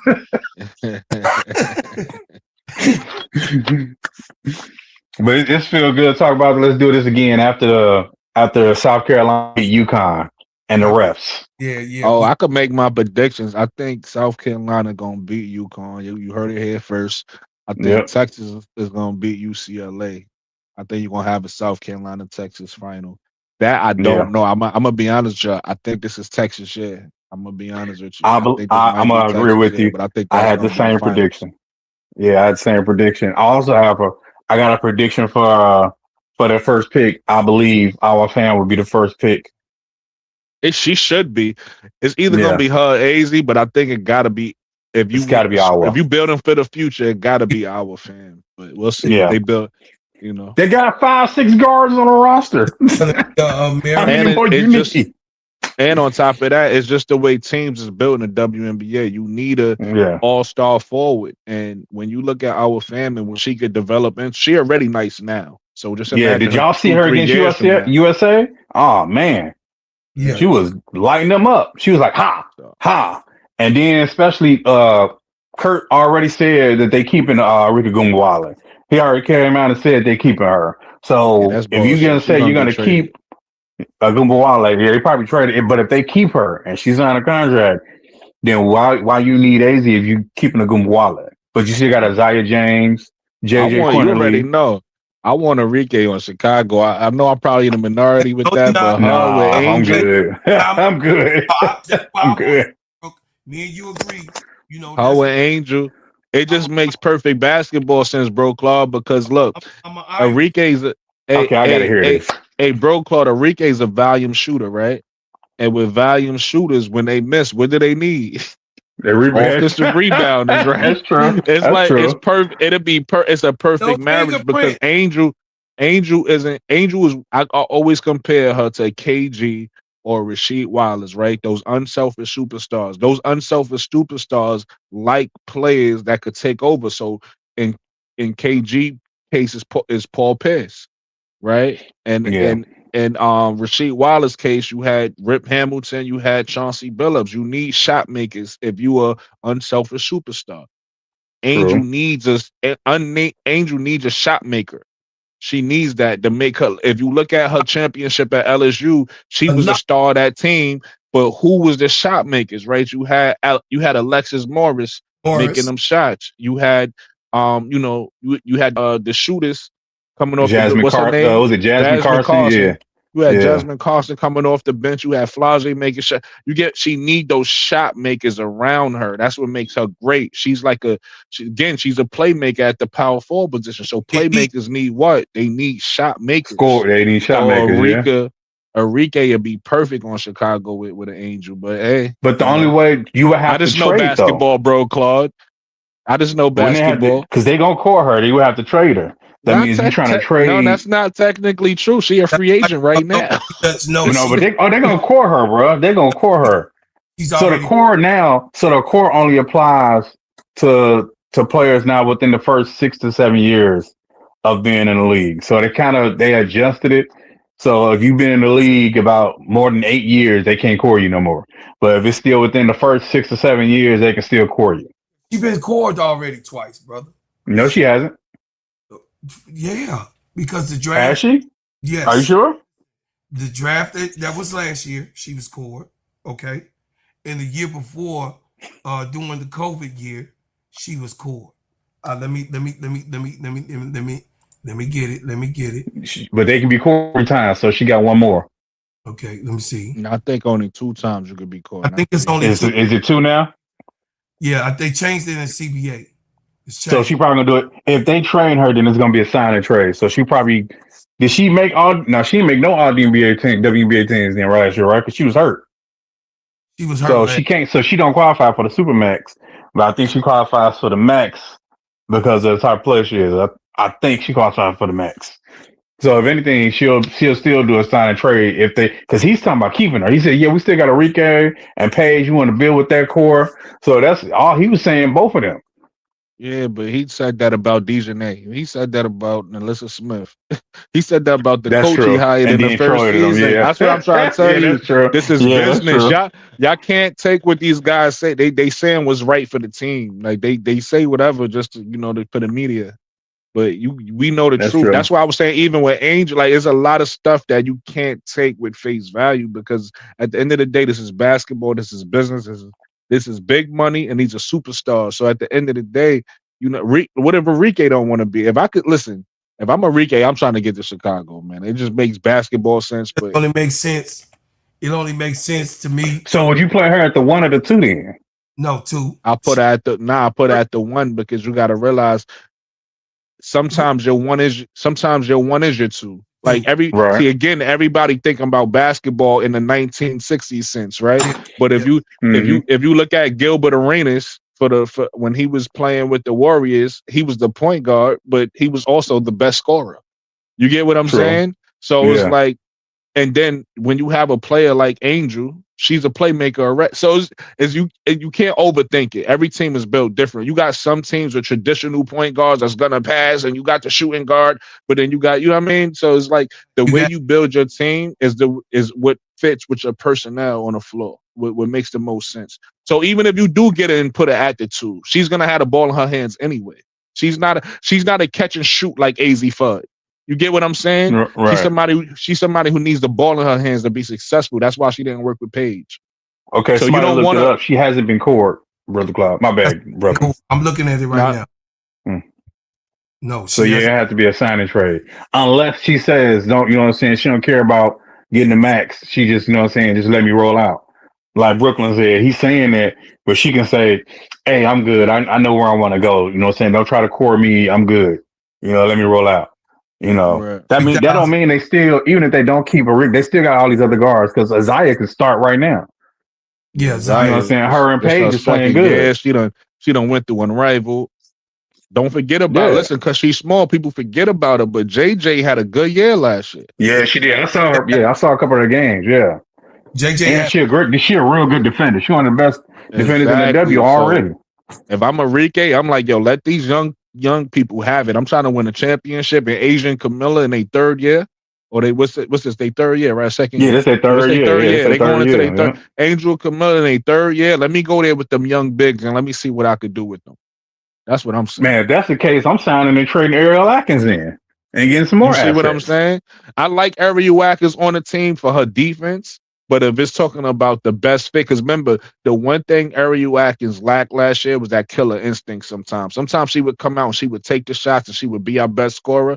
But other times she would come out and just be a role player. Like she wouldn't like have that killer instinct. You ain't got to worry about that with Enrique. She coming out every night trying to be your best player. But that also that also takes the ball out of Angel hands though. You know what I'm saying? I like the way Angel the ball in her hands, her doing a lot of pick and rolls, her height. You don't think that takes the ball out of her hands? No, it puts the ball in her hands because you need an initiator and you need a finisher. Angel is gonna be doing the handoffs for Enrique. Come on, you got where the vision. See the vision, Nate. Brother, you gotta realize I'm trying to picture it, man. I'm trying to picture it. You're right. But Nate, here's the problem that people make when they watch basketball. They think every player is the same. Angel ain't Asia. That's what people keep saying. Angel is Angel. Let Angel be Angel. Yeah. Angel is a playmaker. Grab that bitch off the rim. Exactly. Angel is a playmaker. She's gonna score. Angel's a double-double. She's gonna score, but she loved feeding her teammates. So why not put teammates around her to feed? Rolls. Yeah, I can see the pick and pops, pick and rolls. Handoffs. Remember, I don't know. Did you watch the we was watching the TCU game together, right? The TCU versus I watched the TCU game. Yeah. You saw when Marta Suarez did the little handoff for Olivia. Olivia hit that's Angel, bro. Angel is gonna be. You're right. Absolutely. You get what I'm saying? Dribble handoff. She's a much better passer than Suarez. You see what I'm saying? You see what I'm saying? Okay. Now she's gonna be throwing the ball. Angel gonna be hitting Camilla in the post. She's gonna be if they get a good shooter. Whoever. No, another conversation. No.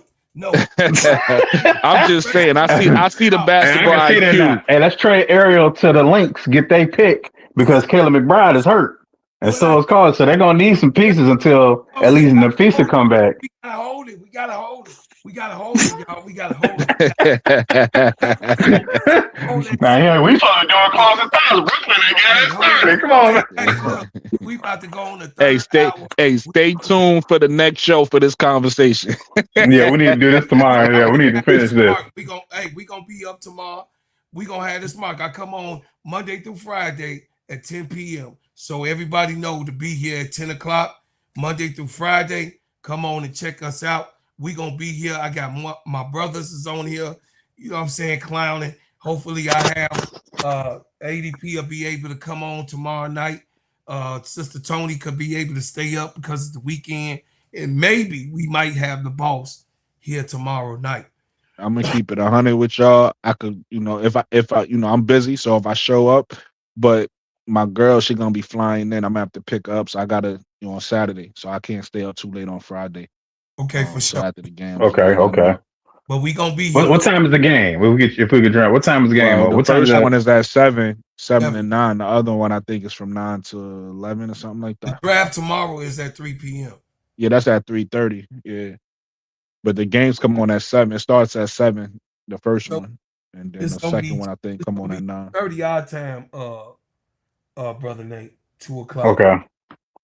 If we can get on earlier for Brooke, then that'll be cool. So you can go there and go to bed. I don't want to change the time, but like I said, if I pop, I don't want to lie. So I'm gonna be. I got stuff to do, but if I do pop up, I can't stay up to 2 because I gotta pick my girl up in the morning. Tomorrow. Well, you the one with the vision, so I need you to come with your vision, and you gotta help us with the vision. I can kind of see it though. So you gotta get back on and put that out there. You gotta put it in the ether. You gotta put it out there. Enrique name. I already put a name in. I mean, Bro Claw see the vision too, so we good. No, Bro Claw see it. I'm just telling you what I know. Anyway, we ain't gonna be over here talking crazy. Let me say one thing before we get out of here. All right, go ahead. Let's get Kennedy Carter back in the league, man. In the league, yeah, but not with the Sky. I don't think she.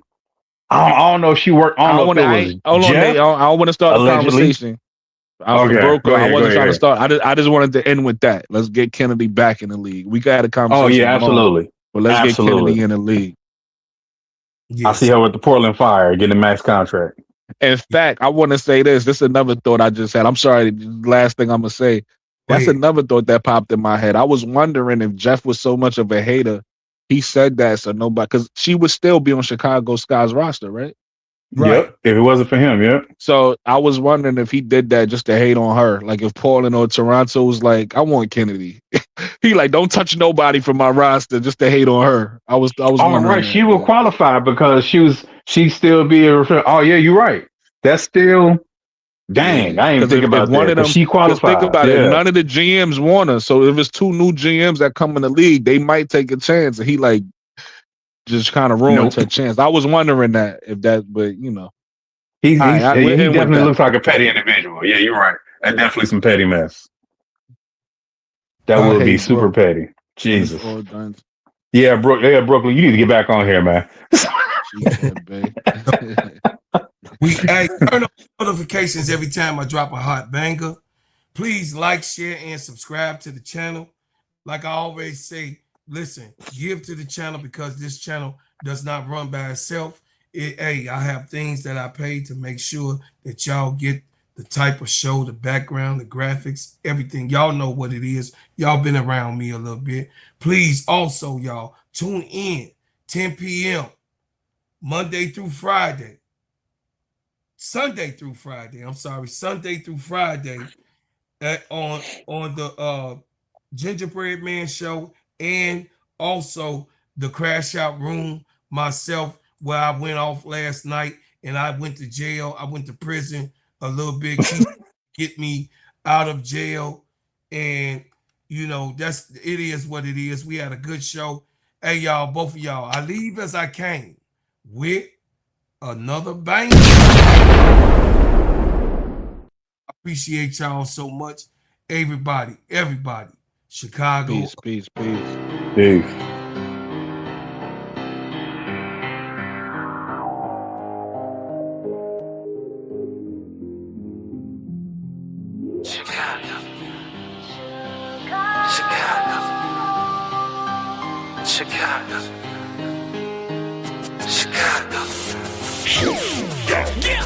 Yeah, foreigner, welcome to my city. See the bright light, skyscrapers looking pretty. Perfect skyline, postcard from a city, and we still on the rise, more construction keeping busy. Always bear down on your blue in the windy. Can't forget the Bulls, red and black run the city. Chicago, fire in the sky, WMB. White Sox and the Cubs up in Wrigley. Got a couple rings like I play for the Blackhawks. Always on the ground when my feet hit the asphalt. Dedication, hard work, and preparation. Never giving up to reach the goals I've been chasing. When it goes down, I'ma be the main attraction. Better stand back when the cameras start to flashing. Countdown, buzzer beater, how the game go. Crowd goes wild, cause you know who they came for. Michael Jordan, D-Wade when I'm scoring.